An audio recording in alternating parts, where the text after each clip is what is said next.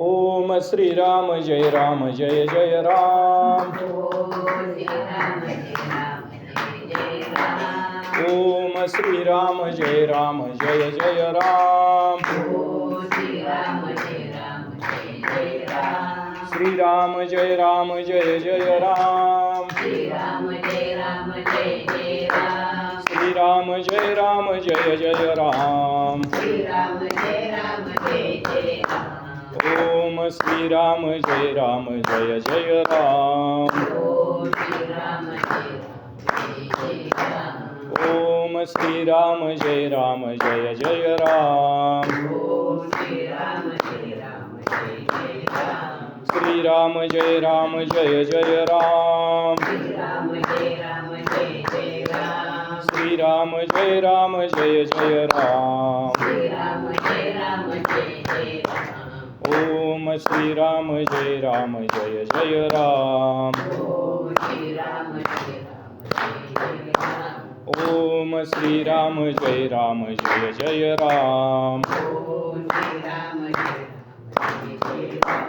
श्रीराम जय राम जय जय राम। श्रीराम जय राम जय जय राम।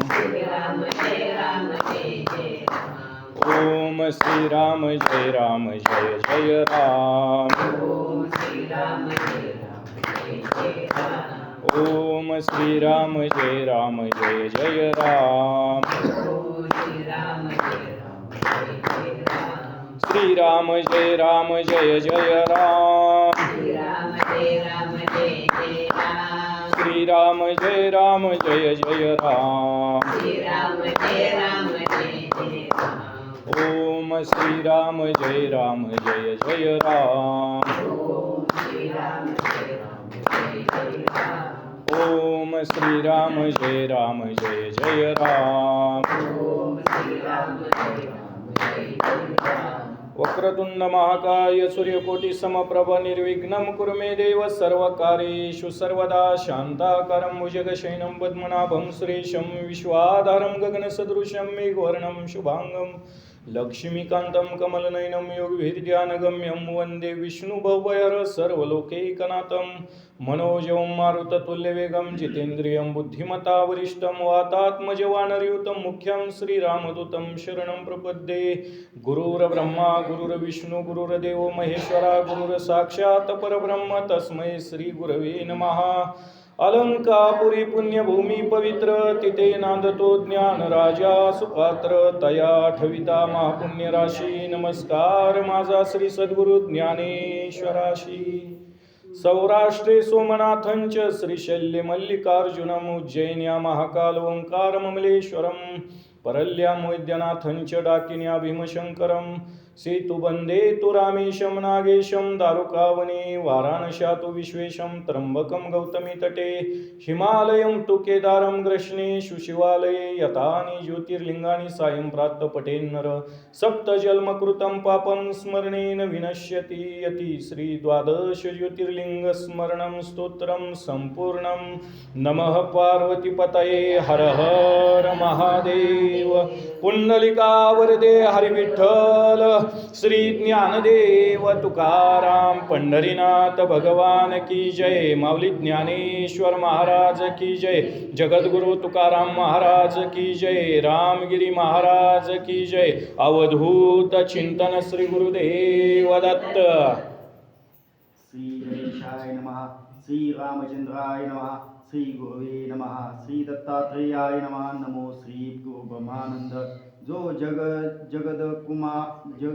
जगद कुरुम मूलकंद जो निज जनतारक प्रसिद्ध कैवल्यदाता सुखाब्दी जो योगदीपीचे निधान जो वैराग्यवलीचे सुमन की वेदांत समुद्रीचा मीन आत्मजीवनी तळपतसे की तो धर्म मेरूंचे शिखर की काशीचा जलधर की कृपासागरीचे सुंदर दिव्य रत्न प्रकटले की शांतीचे चंद्रमंडळ की सत्यतेचे सूर्य केवळ की सत्व सरोवरीचे कमळ किंवा सुफळ आनंद वृक्ष की क्षमामलय पर्वत पूर्ण, की निर्विकार दिव्य चंदन, मुमुक्ष फणीवर वेष्टून सर्वदाही बैसले, की शुद्ध ब्रह्म भागीरथी जळ, तेथीचा लोट अति निर्मळ, भक्ती विरक्ती ज्ञान केवळ, तीर्थराज अवतरला.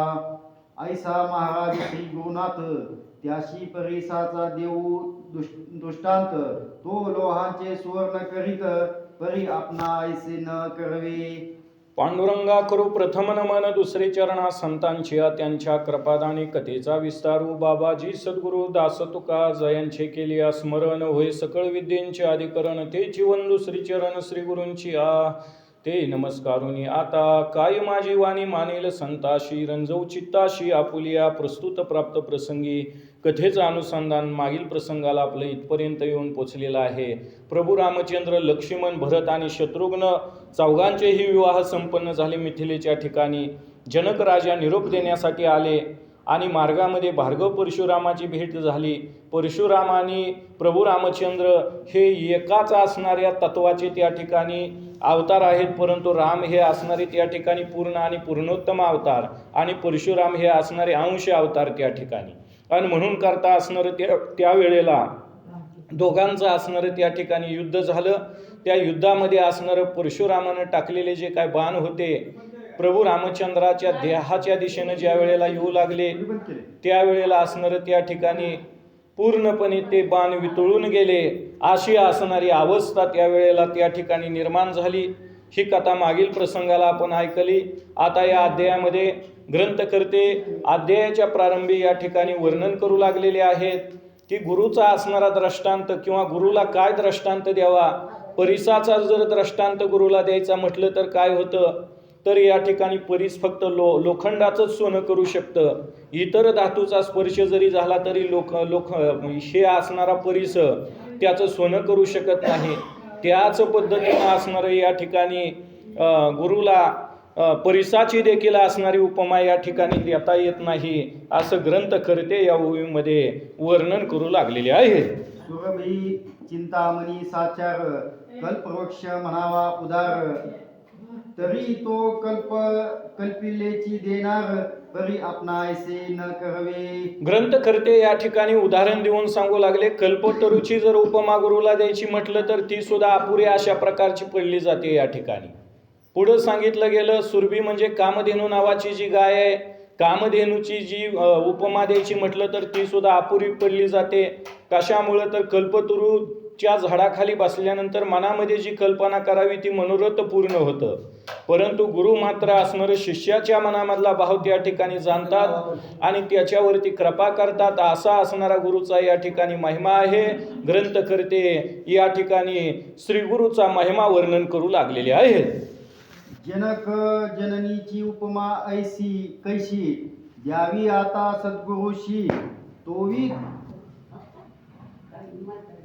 तोवी तो उतराई निश्चयसी, हा जन्म मरणासी दूर करी. बघा, ग्रंथकर्ते या ठिकाणी म्हणतात की असा जो काय श्रीगुरु आहे, या श्रीगुरुला जर का आपण अनन्य भावानं शरण गेलं तर तो असणारा काय करतो, जन्म मरण संसार असणारा त्या ठिकाणी संपवून टाकतो. एवढं सामर्थ्य श्रीगुरूचं आहे. आणि म्हणून करता श्रीगुरूला या ठिकाणी उपमाच देता येत नाही, असा महिमा या ठिकाणी श्रीगुरूचा ग्रंथकर्ते वर्णन करू लागलेले आहेत. 84 लक्ष योनी अमुप, सर्वांठाई असती माय बाप, परी सद्गुरु दुर्लभ चित स्वरूप, जन्म जन्मी कैचा तो. बघा, ग्रंथकर्ते या ओवीमध्ये वर्णन करतात की अनेक 84 लाख जन्म आहेत. त्या 84 लाख जन्मापैकी मनुष्य जन्माला आल्यानंतरच सद्गुरूची प्राप्ती आपल्याला होऊ शकते. जर का समजा आपण बाकीच्या 4 पाय असलेल्या पशुच्या जन्माला गेलं तर त्या जन्मामध्ये आपल्याला सद्गुरूची प्राप्ती होईल का? होणार नाही. मनुष्य जन्माला आल्याच्या नंतरच परमार्थ साधता येतो. श्रीगुरूला शरण त्या ठिकाणी जाता येतं. म्हणून करता असणारं मनुष्य जन्म या ठिकाणी 84 लाख जन्मामध्ये या ठिकाणी सर्वश्रेष्ठ अशा प्रकारचं आहे. ग्रंथकर्ते वर्णन करू लागलेले आहेत. जो भव इंधन दाहक वैश्वानर, अज्ञान तिमिर छेदक दिवाकर, की दुःख पर्वत भंजन पुरंदर, बोध वज्र झळकेवरी. ग्रंथकर्ते या ठिकाणी वर्णन करत असताना म्हणू लागले की असा जो काय गुरु आहे, या गुरुनं शिष्याला असणारा उपदेश केल्यानंतर, बोध केल्यानंतर काय होतं, अज्ञानरूपी अंधाराचा त्या ठिकाणी नाश होऊन जातो. म्हणून ज्ञानेश्वर महाराजांनी देखील आपल्याला सांगितलेलं आहे, जाणतेन गुरु भजिजे तेने कृत कार्या होईजे, जैसे मूळ सिंचने सहजे शाखा पल्लव संतोषती. जसं वाळून चाललेल्या वृक्षाला पाण्याची गरज आहे, त्याच पद्धतीनं जो मनुष्य जन्माला आलेला आहे त्याला सुद्धा सद्गुरूची त्या ठिकाणी अत्यंत आवश्यकता आहे. कारण सद्गुरू वाचोनी सापडेना सोय, धरावे ते पाय आधी आधी. म्हणून करता सद्गुरूला त्या ठिकाणी शरण जावं. कारण गुरु वेगळा असतो आणि सद्गुरू वेगळा असतो. कारण जो सदवस्तूमध्ये परमात्म्याचं दर्शन घडवतो त्याला सद्गुरू म्हणावं. आणि असा सद्गुरू या ठिकाणी दुर्लभ आहे, ग्रंथकर्ते या ओळीमध्ये सांगतात. ऐसा महाराज गुरुनाथ त्याशी शिष्य विरक्त शरणागत, भ्रमर पद्मकोशी बैसत, तैसे लुटित चरण रज. ग्रंथकर्ते या ठिकाणी म्हणतात की असा एखादा सत्शिष्य सद्गुरूला अनन्य भावानं शरण गेलेला आहे, सद्गुरूची असणारी अनन्य भावानं त्या ठिकाणी सेवा करतोय. जसं एखादा भुंगा असावा आणि त्या भुंग्यानं काय करावं, कमळाच्या फुलामध्ये वास्तव्य करावं, कमळाचा सुगंध त्या ठिकाणी सेवन करावा. तसं गुरुचं चरण म्हणजेच असणारे कसे आहे तर कमळाप्रमाणे आहेत, आणि शिष्य म्हणजे असणारा कसा आहे तर भुंग्याप्रमाणे आहे, असं ग्रंथकर्ते या ओळीमध्ये वर्णन करत आहे. की मुशीत आटिले अलंकार, की जळी विरे जळगार, की तरंग मोडून साचार, एक नीर उरे पै. ग्रंथकर्ते या ठिकाणी म्हणतात की जसं पाण्यावर निर्माण होणाऱ्या लाटा आणि पाणी हे वेगळं नाही, जसं खाणीमधून निघणारं सोनं, ते सोनं ज्या वेळेला आटवलं जातं त्यावेळेला त्याच्यापासून अनेक अलंकार निर्माण केले जातात. अलंकार आणि खाणीमधून निघलं जाणारं सोनं हे जसं वेगळं नाही तर ते एकच आहे. पाणी आणि पाण्यावर निर्माण झाल्या जाणाऱ्या लाटा ह्या वेगळ्या नसून ते पाण्याचंच स्वरूप आहे. त्याच ज्ञान असणारं सद्गुरू आणि भगवंत हे वेगळे नसून ते त्या ठिकाणी एकच आहेत, असं उदाहरण देऊन ग्रंथकर्ते आपल्याला सांगत आहेत. ऐसे गुरुचरणी मिळवून गुरुदास्य करीती अनुदीन, शिराब्दी माझी उपमन्य, विलसे जैसा सर्वदा. ग्रंथकर्त्यांनी उदाहरण दिलं या ओळीमध्ये. जसं उपमन्यू नावाचा बालक होता, त्या उपमन्यू नावाच्या ब्राह्मणाच्या मुलानं काय केलं, भगवंताला असणारं त्या ठिकाणी मागणी घातली की देवा मला तो असणारा दुधाचा समुद्र या ठिकाणी द्यावा. म्हटल्यानंतर भगवंतानी त्याला दुधाचा समुद्र असणारा त्या ठिकाणी अर्पण करून टाकला. क्षीरसागरामध्ये उपमन्यूला जसं भगवंतानं ठेवलं, त्याच पद्धतीनं जो अनन्य भावानं गुरुला शरण गेलेला आहे ना, त्याची सुद्धा अवस्था उपमन्यू नावाच्या बालकाप्रमाणे झाली, असं म्हणायला काय हरकत नाही. की जान्हवीत मणिकर्णिका तीर्थ, की भीमेत चंद्रभागा विख्यात, तैसे भजन गंगेत यथार्थ, गुरुभक्त वंद्य पै. ग्रंथकर्ते पुढे वर्णन करतात जसं भीमा आणि चंद्रभागा या दोन्ही नद्याचा असणारा त्या ठिकाणी संगम झाला, किंवा गंगा यमुना आणि सरस्वती या तिन्ही नद्याचा असणारा त्या ठिकाणी संगम झालेला आहे. त्याच पद्धतीनं भक्ती ज्ञान आणि वैराग्य ह्या देखील असणाऱ्या या ठिकाणी नद्याच आहेत. या भक्ती ज्ञानरूपी गंगेमध्ये ज्यानं स्नान केलं त्याला पुन्हा बाकीच्या तीर्थाच्या ठिकाणी जाऊन स्नान करण्याचा अट्टास करण्याची गरज नाही. तसं रामविजय रूपी जी काय कथा आहे ही कथारूपी असणारी गंगा वाहू लागलेले, परंतु असणारं या रामविजय रूपी गंगेमध्ये स्नान करा, पाणी प्राशन करा, आणि कळत न कळत झालेले जे काय दोष आणि पाप आहेत याचं क्षालन करून घ्या, ग्रंथकर्ते श्रोते मंडळींना विनंती करत आहेत. ऐसे ऐकता गुरुस्तवन, परम आनंदले संत जन, धन्य रे धन्य म्हणून तर्जनी मस्तक डोलविती. ग्रंथकर्ते या ठिकाणी म्हणतात की असं ज्या वेळेला गुरुचं स्तवन ऐकलं त्यावेळेला ऐकणाऱ्या श्रोत्यांच्या मनाला आनंद वाटू लागले, असं होकारार्थी मनात डोलवू लागली मन ऐकणारी श्रोते मंडळी. आणि तर्जनी म्हणजे अंगठ्या शेजारचं जे काय असणारं बोट आहे त्यावेळेला वरी केलेलं आहे, आणि अतिशय उत्तम अशा प्रकारचं सद्गुरूचं स्तवन तुम्ही आमच्या पुढे केलेलं आहे, याचा आनंद कथा ऐकणारी श्रोते मंडळी प्रगट करू लागलेली आहेत. ऐसे देखोन श्रीधरे, नमस्कार गातला प्रेमाधरे, म्हणे तुम्ही रामकथा मृत पात्रे, सादर श्रवणी बैसला. बघा ग्रंथकर्त्यांनी ज्या वेळेला असं सद्गुरूचं स्तवन केलं, श्रोते मंडळीच्या मनाला आनंद त्यावेळेला झालेला आहे. आणि तुम्ही सद्गुरूचं स्तवन या ठिकाणी केलं, सद्गुरूला शरण गेल्यानंतर कोणत्या दिव्य ज्ञानाची प्राप्ती होते हा महिमा तुम्ही आता आम्हाला या ठिकाणी सांगितला. त्याच्यामुळं आता आमचं मन या ठिकाणी संतुष्ट झालेलं आहे. आता पुढील असणारी कथा तुम्ही या ठिकाणी आम्हाला लवकर सांगा, कारण कथा ऐकण्यासाठी आमचे कान आता आतुर झालेले आहेत. अशी विनंती ऐकणाऱ्या श्रोत्यांनी ग्रंथकर्त्यांना केली. ग्रंथकर्त्यांनी प्रेमयुक्त अंतकरणाने दोन्ही हात जोडले आणि कथा ऐकणाऱ्या श्रोत्यांच्या चरणी त्यावेळेला साष्टांग नमस्कार घातलेला आहे.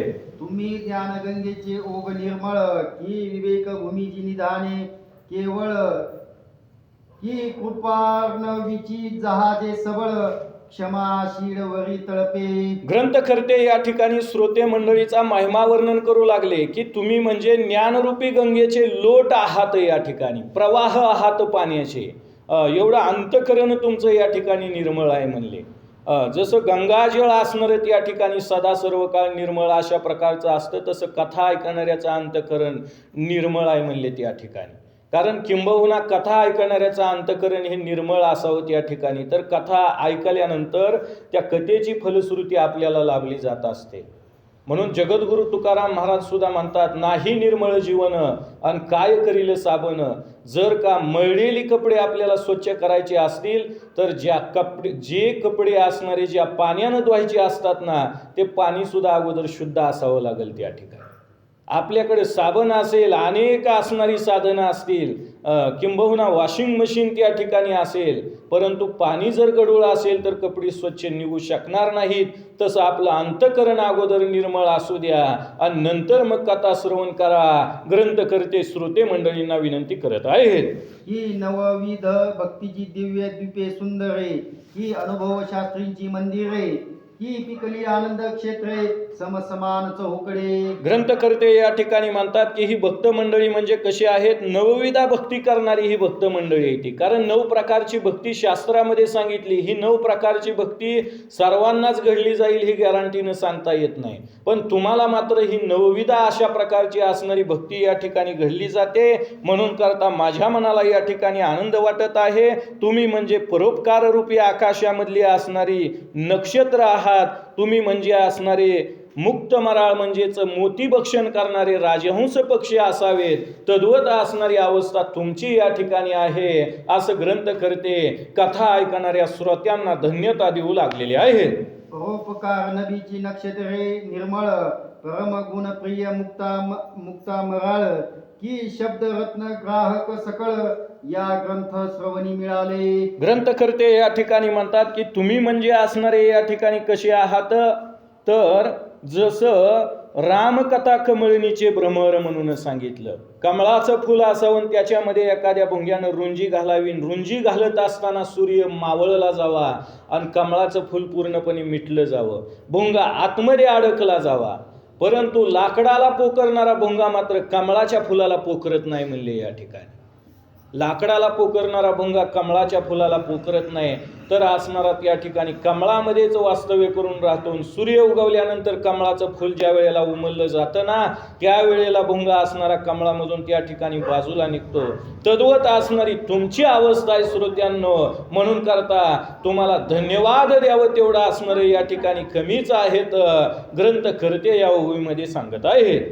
ही रामकथा कमळिनीचे भ्रमर, की अवधान दाते जलधर, माझे शब्द आरुष निर्धार, परी तुम्ही प्रति ठेवली. ग्रंथकर्ते या ठिकाणी म्हणतात की अशी जी काय तुमची अवधान अवस्था आहे, सावध अवस्थेमध्ये असणारं तुम्ही या ठिकाणी कथा ऐकत आहात, ही तुमची सावधान अवस्था ही अत्यंत महत्त्वाची आहे म्हणून सांगितलं गेलं या ठिकाणी. कारण कथा ऐकायला बसल्याच्या नंतर पुन्हा विक्षेप झाला नाही पाहिजे, हे मी वारंवार सांगत आलोय तुम्हाला. ग्रंथकर्ते सुद्धा या ओळीमध्ये तेच सांगतात या ठिकाणी. कारण आपण प्रारंभी कथा ऐकायला आल्याच्या नंतर एकाग्र चित्तानंच कथा ऐकायला बसलं पाहिजे.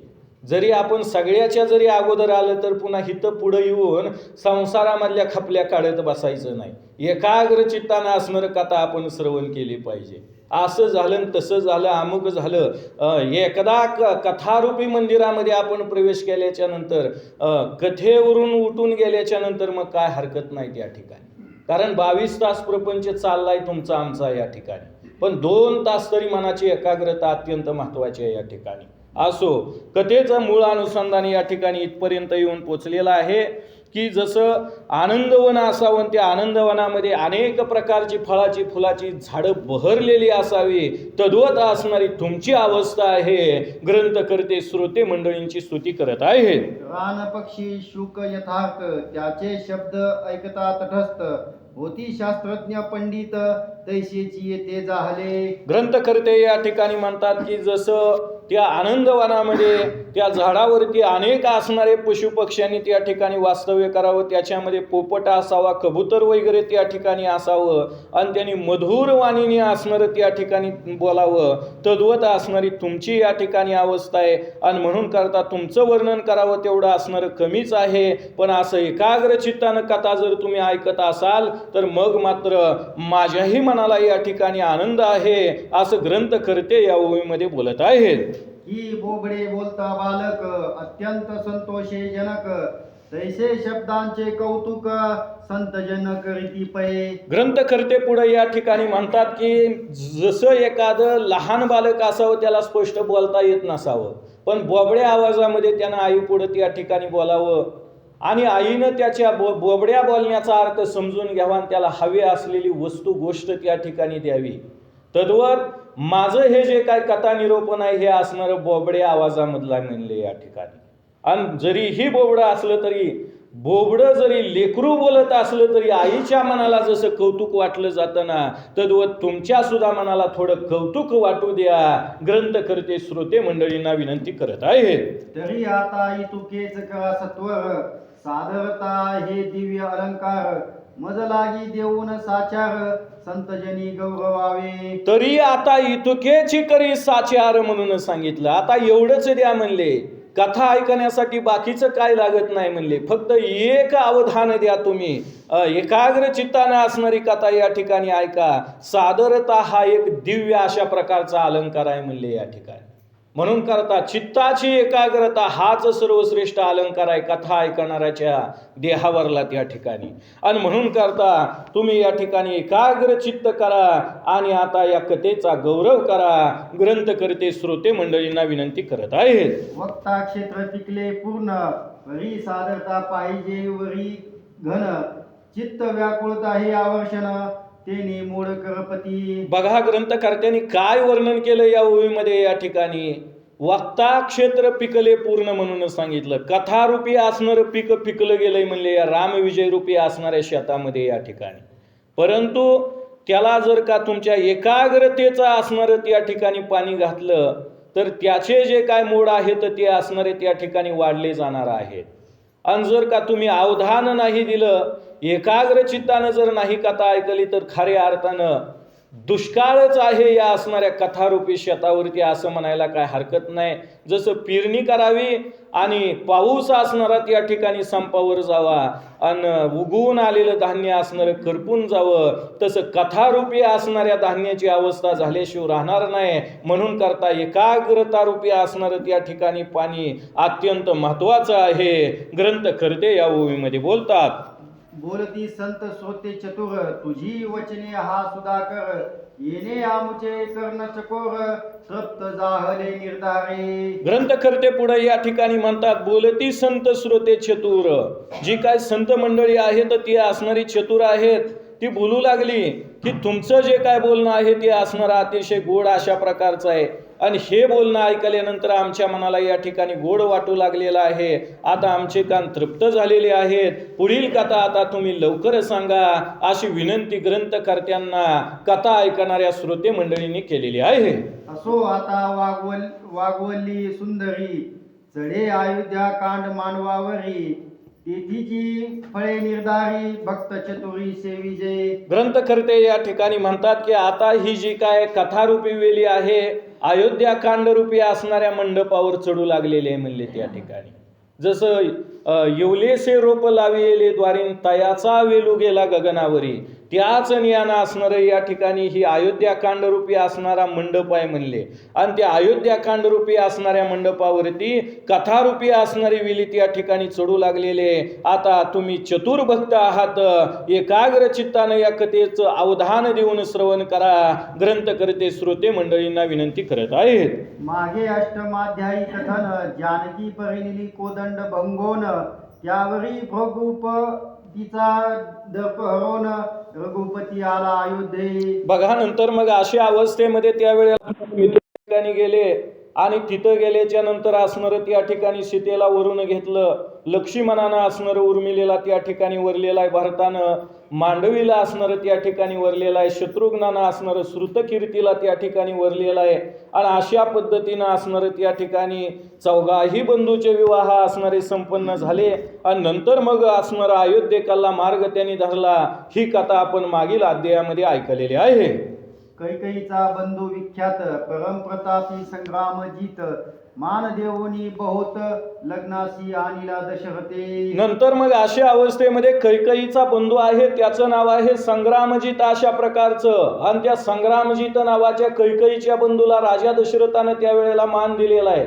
आणि मान देऊन असणारा लग्न सोहळ्याला मिथिलेच्या ठिकाणी आणलेला होता. आणि असा जो काय संग्रामजीत आहे त्याला असणारा मान देऊन राजा दशरथानं त्याच वेळेला अयोध्येमध्ये घेऊन आलेला आहे.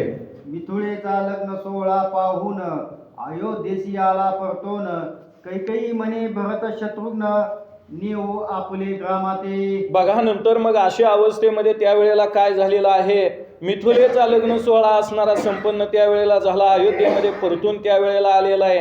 कैकईला असणारा त्यावेळेला म्हणू लागलेला आहे, हा संग्रामजीत नावाचा कैकईचा भाऊ आहे तो त्या ठिकाणी. आणि भरत शत्रुघ्नाला मी आता काय करतो, माझ्या घराच्या ठिकाणी घेऊन जातो अशी त्यावेळेला विनंती त्या संग्रामजीत नावाच्या बंधूनं कैकईला त्यावेळेला केलेली आहे. ऐकोनी बंधूचे वचन येरी म्हणे अवश्य जा घेऊन परी राया ते पुसोन मग दोघाते नेईजे. नंतर मग अशा अवस्थेमध्ये त्यावेळेला कैकईनं विनंती केलेली त्यावेळेला संग्रामजीत नावाच्या असणाऱ्या बंधूला त्या ठिकाणी की आता तू लगेचच असणारं या ठिकाणी जाऊ नये, तर मग असणारं काय करावं, थोड्या दिवसापुरतं वास्तव्य करावं, भरत शत्रुघ्नाला बरोबर घ्यावं, आपल्या स्वदेशाच्या ठिकाणी निघून जायला मग माझीही काय हरकत नाही अशी विनंती त्यावेळेला कैकईनं त्या संग्रामजीत नावाच्या बंधूला केलेली आहे.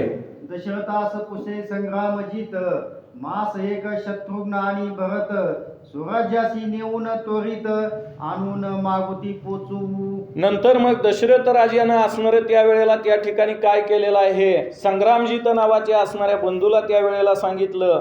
आणि सांगितल्यानंतर असणारं त्यावेळेला संग्रामजीत नावाचा बंधू त्याला त्यावेळेला राजा दशरथ म्हणू लागलेला 1 महिन्यापर्यंत भरत शत्रुघ्नाला घेऊन जावं आणि 1 महिना पूर्ण झाल्याच्या नंतर परत माघारी अयोध्येमध्ये आणून पोच करावं अशी असणारी त्यावेळेला विनंती संग्रामजीत नावाच्या असणाऱ्या कैकईच्या बंधूला या राजा दशरथानं त्यावेळेला केलेली आहे.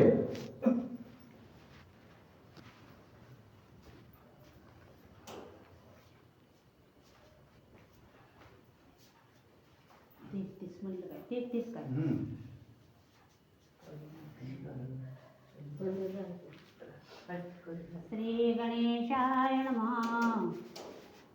अवश्य मनाने अजसुत कैकई भरताशी सांगत तू मातुळ ग्राशी जावे त्वरित शत्रुघ्नाशी घेऊन या. बघा नंतर मग अशा अवस्थेमध्ये त्यावेळेला काय झालेलं आहे, संग्रामजीत नावाच्या बंधूला कैकईनं ज्या वेळेला त्या ठिकाणी आज्ञा दिली आणि दिल्याच्या नंतर संग्रामजीत नावाच्या त्या असणाऱ्या बंधूनं त्यावेळेला भरत शत्रुघ्नाला आपल्या बरोबर घेतलेला आहे आणि तो असणारा त्यावेळेला मार्गक्रमण करू लागलेला आहे. भरत म्हणे श्रीरामा वाचून मद न गमे काही क्षण रघुपतीचे सेवे विना नरुचे मज आन काही.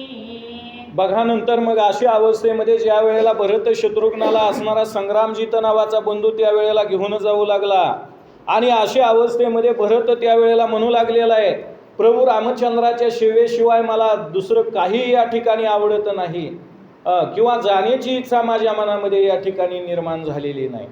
असं भरतानं आपल्या मनामधला भाव त्यावेळेला प्रगट केला. कारण राम ज्याचा आवडता झाला त्याला जगामधलं बाकीचं काय आवडत नाही श्रोत्यांनो. कारण विषय तो त्यांचा झाला नारायण आणि नावडे जनधन माता पिता, ही अवस्था असणारी त्यावेळेला भरताची झालेली आहे. आणि रामाला सोडून असणारा मी आता जाणार नाही असं भरत त्यावेळेला कैकेयी मातेला बोलू लागलेला आहे. श्री रामचंद्र मी चकोर, मी तात रघुवीर अंबुधर, राम सुरभी मी वस्त साचार, योग सहसा सोशेना. बघा, प्रभू रामचंद्र म्हणजे असणारा कसा आहे? चंद्र आहे. मी म्हणजेच चकोर नावाच्या असणाऱ्या पक्षाप्रमाणे आहे. प्रभू रामचंद्र म्हणजे सूर्याप्रमाणे आहे. मी म्हणजेच असणारा चातक नावाच्या पक्षाप्रमाणे या ठिकाणी आहे. मग असं असताना हे किती जरी अयोध्येचं राज्य मोठं असलं तरी मला त्याच्याशी काही संबंध नाही. मी मात्र असणार प्रभू रामचंद्राची सेवाच करण्यासाठी या ठिकाणी राहणार आहे असं त्यावेळेला भरत कैकेयीला बोलू लागलेला आहे. श्रीराम सेवा सांडून इतर सुखे इच्छी कोण, पियुषा तुल्य अन्न टाकून कोण अमान विलोकी. बघा, ग्रंथकर्त्यांनी या ठिकाणी वर्णन करून सांगितलं, अमृत प्राशन करण्यासाठी मिळालेलं असताना बाकीची किरकोळ औषध प्राशन करण्याची काय गरज आहे का? काहीच असणारी गरज नाही त्या ठिकाणी. त्याच पद्धतीनं रामाचा लाभ मला झालेला असताना पुन्हा इतरत्र हिंडण्याची मला काय गरज आहे का? काहीच गरज नाही असं भरत त्यावेळेला माता कैकेयीला बोलू लागलेला आहे. मुक्ता फळे हंस टाकून प्राणातीन भक्षिषेन, कल्पद्रुमीचा विहंगम जान बाबुळेवरी न बैसे. ग्रंथकर्ते या ओळीमध्ये म्हणतात की हंस नावाचा पक्षी असावा. या हंस नावाच्या पक्षाला 2 प्रकारचा चारा लागतो. एक, त्या हंस पक्षाला प्राशन करण्यासाठी दुधाची आवश्यकता आहे. दुसरं, मोत्याचा चारा हंस पक्षाला लागतो. त्या ठिकाणी हंस पक्षाला दूध मिळालं किंवा मोत्याचा चारा मिळाला तरच तो भक्षण करतो. बाकीचं अन्न हंस पक्षी त्या ठिकाणी खात नाही. परंतु कावळ्याला मिष्टान्नाचं जरी भोजन दिलं तरी कावळा विष्ठा भक्षण केल्याशिवाय राहत नाही. हा हंसामधला आणि कावळ्यामधला असणारा फरक आहे त्या ठिकाणी. तसं प्रभू रामचंद्र म्हणजे असणारा राजहंसाप्रमाणे आहे. आणि अशी असणाऱ्या प्रभू रामचंद्राला सोडून मी आता या ठिकाणी जाणार नाही. कल्पतरूच्या झाडावर बसणारा एखादा पक्षी बाभळीच्या झाडावर जाऊन कधी बसल का? बसणार नाही. भरत त्यावेळेला माता कैकेयीला बोलत आहे. घट मधु दुग्ध सरोवर, जरी सुरसे भरले अपार, परी जीवन सांडोणी जळचर, कदा ते न जाती. बघा, ग्रंथकर्ते या ठिकाणी म्हणतात की जसं दुधानं तुपानं भरलेलं एखादं सरोवर आहे म्हणले त्या ठिकाणी. परंतु दुधानं तुपानं भरलेलं एखादं सरोवर जरी असलं तर पाण्यातले मासे त्या तुपानं भरलेल्या सरोवरामध्ये जातील का? नाही जाणार त्या ठिकाणी. कारण माशाला जर जिवंत राहावं वाटत असेल तर त्यांनी पाण्यातच राहावं लागल. तसं माझं जे काय जीवित आहे रामाला सोडून जर मी जात असेल तर धिक्कार असो माझ्या जन्माचा असं त्यावेळेला भरत माता कैकेयीला बोलू लागलेला आहे. ऐसे बोलता भरत नेत्री आले अश्रुपात, माता म्हणे 1 मास पर्यंत प्रमोळी येई सरेची. असं भरत ज्या वेळेला बोलत होता डोळ्यामधून अश्रुधारांचा वर्षाव त्यावेळेला होऊ लागला. आणि अश्रू डोळ्यामधून त्यावेळेला वाहू लागले. हे माता कैकेयीनं त्यावेळेला पाहिलं. कैकेयीनं त्यावेळेला सांगितलं, भरता तुझ्या मनामध्ये इच्छा आहे, इच्छा नसली तरी सुद्धा असणार तू 1 महिनाभरापुरतं जावं अशी माझी इच्छा माझ्या मनामध्ये निर्माण झालेली आहे. अशी त्यावेळेला विनंती ही माता कैकेयी भरताच्या प्रती करू लागलेली आहे. मूलंगवे मात्र वचन भरत श्रीरामास पुछे येऊन, मग बोले जानकी मनमोहन, बारे लवकरी येईजे. बघा, मातृवचनाचा उल्लंघन कसं आपण करावं याची चिंता त्यावेळेला भरताच्या मनाला वाटू लागली. कारण आई वडिलांची आज्ञा ही वेदवचन म्हणून सांगितलेलं आहे. म्हणून करता भरताच्या पुढे धर्मसंकट निर्माण झालं त्यावेळेला. कारण स्वतःचा मामा असणारा त्या ठिकाणी आजोळी घेऊन चाललेला आहे. भरताच्या मनामध्ये इच्छा नाही. आणि आई कैकई मात्र असणारी पुन्हा पुन्हा विनंती करू लागलेले. भरताचा नाईलाज झाला. शेवटी भरत प्रभू रामचंद्राच्या जवळ गेला. प्रभू रामचंद्राच्या कानामध्ये जाऊन विचारलं, कसं करू, जाऊ का नक? म्हटल्याच्या नंतर प्रभू रामचंद्रांनी सांगितलं, आईची आज्ञा असणारी उल्लंघन करू नको बाबा भरता. 1 महिनाभर जा आणि 1 महिन्यानंतर तू परत माघारी ये, असं त्यावेळेला प्रभू रामचंद्रांनी भरताला आज्ञा दिलेली आहे. भरत शत्रुघ्नानी ते वेळे रघुवीर चरण वंदिले. चतुरंग दळ सिद्ध झाले रती बैसले दोघेही. बघा, भरत शत्रुघ्नांनी त्यावेळेला काय केलेला आहे, प्रभू रामचंद्राला असणारा त्यावेळेला नमस्कार केला म्हणून त्या ठिकाणी. कारण थोरला बंधू म्हणजेच प्रभू रामचंद्र आहे. कारण ते त्या काळामधले बंधू होते म्हणून करता रामाच्या चरणावर नतमस्तक झाले. कलियुगामध्ये ती परिस्थिती राहिलेली नाही. कारण हे कलियुग भयान अशा प्रकारचं कलियुग आहे श्रोत्यांनो या ठिकाणी. परंतु प्रभू रामचंद्राच्या चरणावरती त्यावेळेला साष्टांग दंडवत घातलेला आहे. चतुरंग सैन्यदळ त्यावेळेला सिद्ध केलेला आहे. आणि भरत शत्रुघ्न त्यावेळेला रथामध्ये जाऊन बसले आणि रथ पुढं मार्गक्रमण करू लागलेला आहे. भरत शत्रुघ्नानी ते वेळे रघुवीर चरण वंदिले. राया दशरथाचे कुमार श्रीरामचरणान भ्रमर. मातृग्रामाशी सत्वर दळभारेशी पातले. बघा, राजा दशरथाचे पुत्र असणारे भरत आणि शत्रुघ्न त्यावेळेला रथामध्ये आरूढ झाले. सैन्य वगैरे आपल्या बरोबर त्यावेळेला घेतलेला आहे. निघाला असणारा रथ त्यावेळेला आणि नंदीग्रामाच्या ठिकाणी असणार त्यावेळेला जाऊन पोचलेले आहेत. आणि पोचल्यानंतर त्या ठिकाणी पुढे काय अवस्था झाली ग्रंथकर्ते आपल्याला सांगत आहेत. इकडे अयोध्येची राम लक्ष्मण सर्वदा करीते गुरुसेवन. तैशेची दशरथाचे भजन रघुनंदन करीतसे. एकीकडे अयोध्येमध्ये राम लक्ष्मण नेहमी करता सद्गुरू वशिष्ठांची त्यावेळेला सेवा करू लागलेली आहे. दशरथ राजाची सेवा वगैरे त्यावेळेला प्रभू रामचंद्र स्वतः त्या ठिकाणी करू लागले. अशी अवस्था एकीकडे अयोध्येमध्ये निर्माण झालेली आहे. वशिष्ठामुखे नित श्रवण श्रीराम करीतसे आपण. चतुष्टी कला प्रवीण रघुनंदन झाला. वशिष्ठ ऋषींच्या मुखे करून ज्ञान त्यावेळेला प्रभू रामचंद्र श्रवण करू लागले त्या ठिकाणी. कारण ज्ञानाची प्राप्ती करून घ्यावी वाटत असेल तर अगोदर काय करावं लागेल, सद्गुरूला अनन्य भावानं त्या ठिकाणी शरण जावं लागेल. कारण तद्विद्धी प्रणिपातेन परिप्रश्नेन सेवया उपदेक्षयंती ते ज्ञानम ज्ञानी ज्ञानीस्तत्वदर्शिन, असं भगवद्गीतेमध्ये सुद्धा आपल्याला भगवंतांनी सांगितलेलं आहे. त्याच पद्धतीनं अनन्य भावानं वशिष्ठ ऋषीला त्या ठिकाणी शरण गेले. 14 विद्या 64 कलेमध्ये प्रभू रामचंद्र त्यावेळेला निपुण झालेले आहेत. मग धनुर्विद्याभ्यास करिता झाला परमपुरुष. रंगभूमी साधुनी विशेष युद्ध कळा शिकेते ते. धनुर्विद्येमध्ये देखील प्रभू रामचंद्र त्यावेळेला पारंगत झालेले आहेत. परमपुरुष असणारा हा प्रभू रामचंद्र आहे. रंगभूमिका साधूनी विशेष युद्ध काळा शिकेत येते. एक विशेष अशा प्रकारचं मैदान निर्माण केलेलं आहे. आणि त्या मैदानामध्ये युद्धाचा सराव असणारे प्रभू रामचंद्र स्वतः त्यावेळेला करू लागलेले आहेत.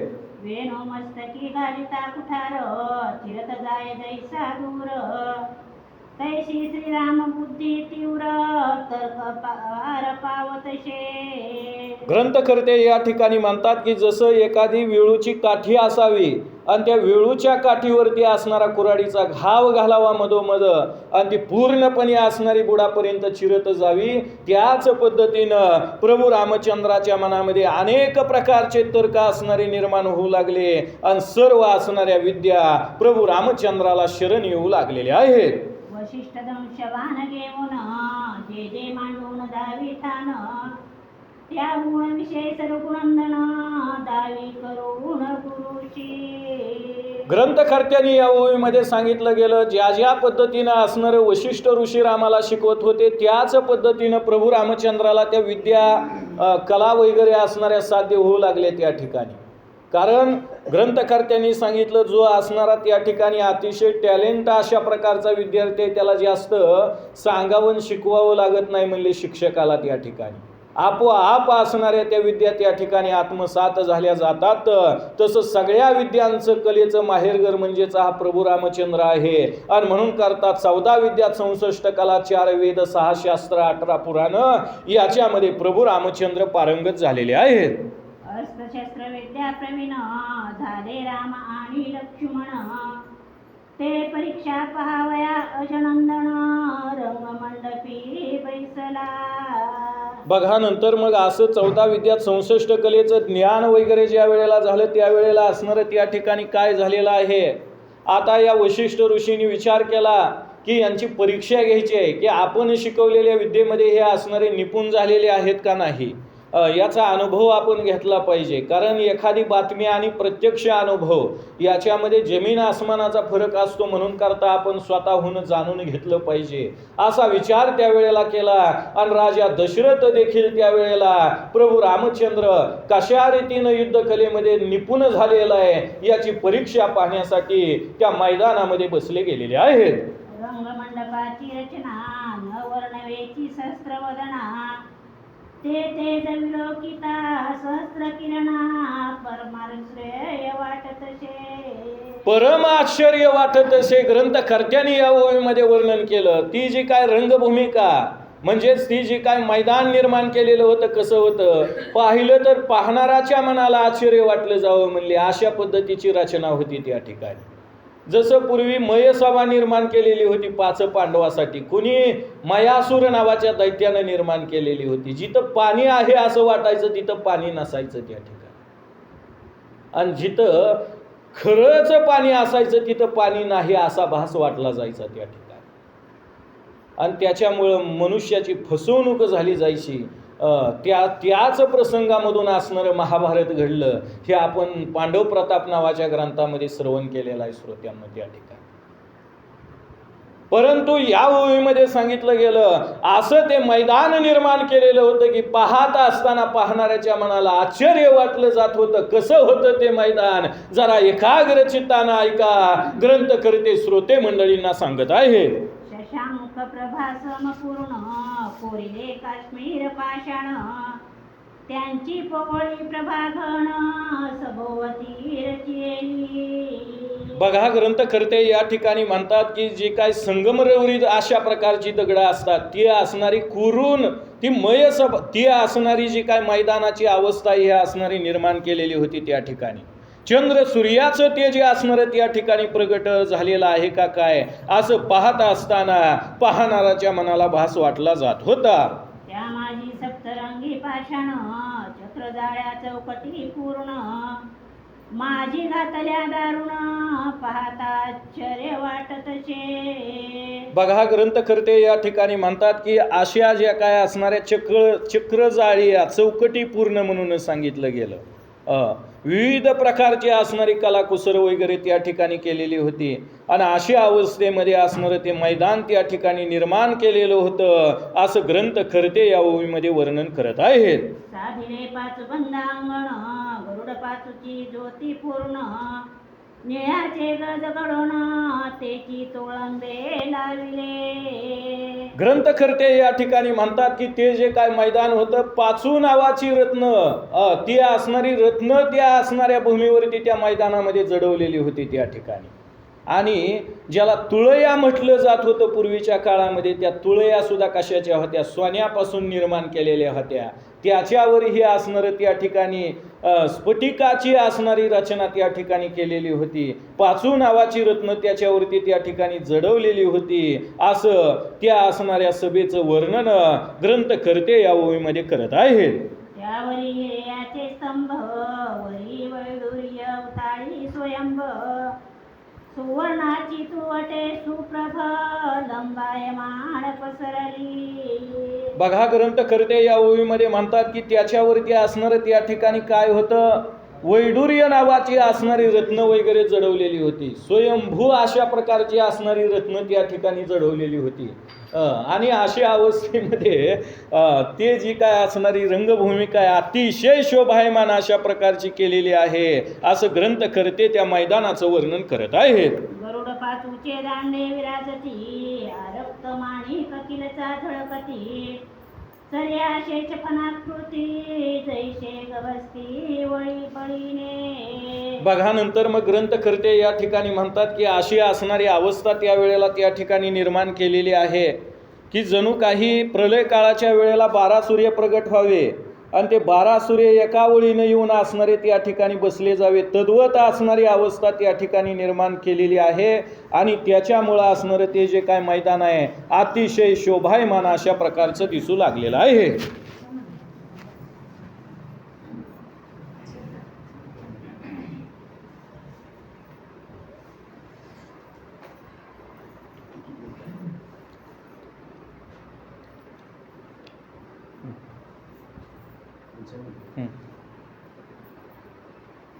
श्री गणेश एकावरी एक नक नवखना ते रात्रीस नाही कारण जे गड पाचूचे रावे पूर्ण शब्द करीती नवल हे.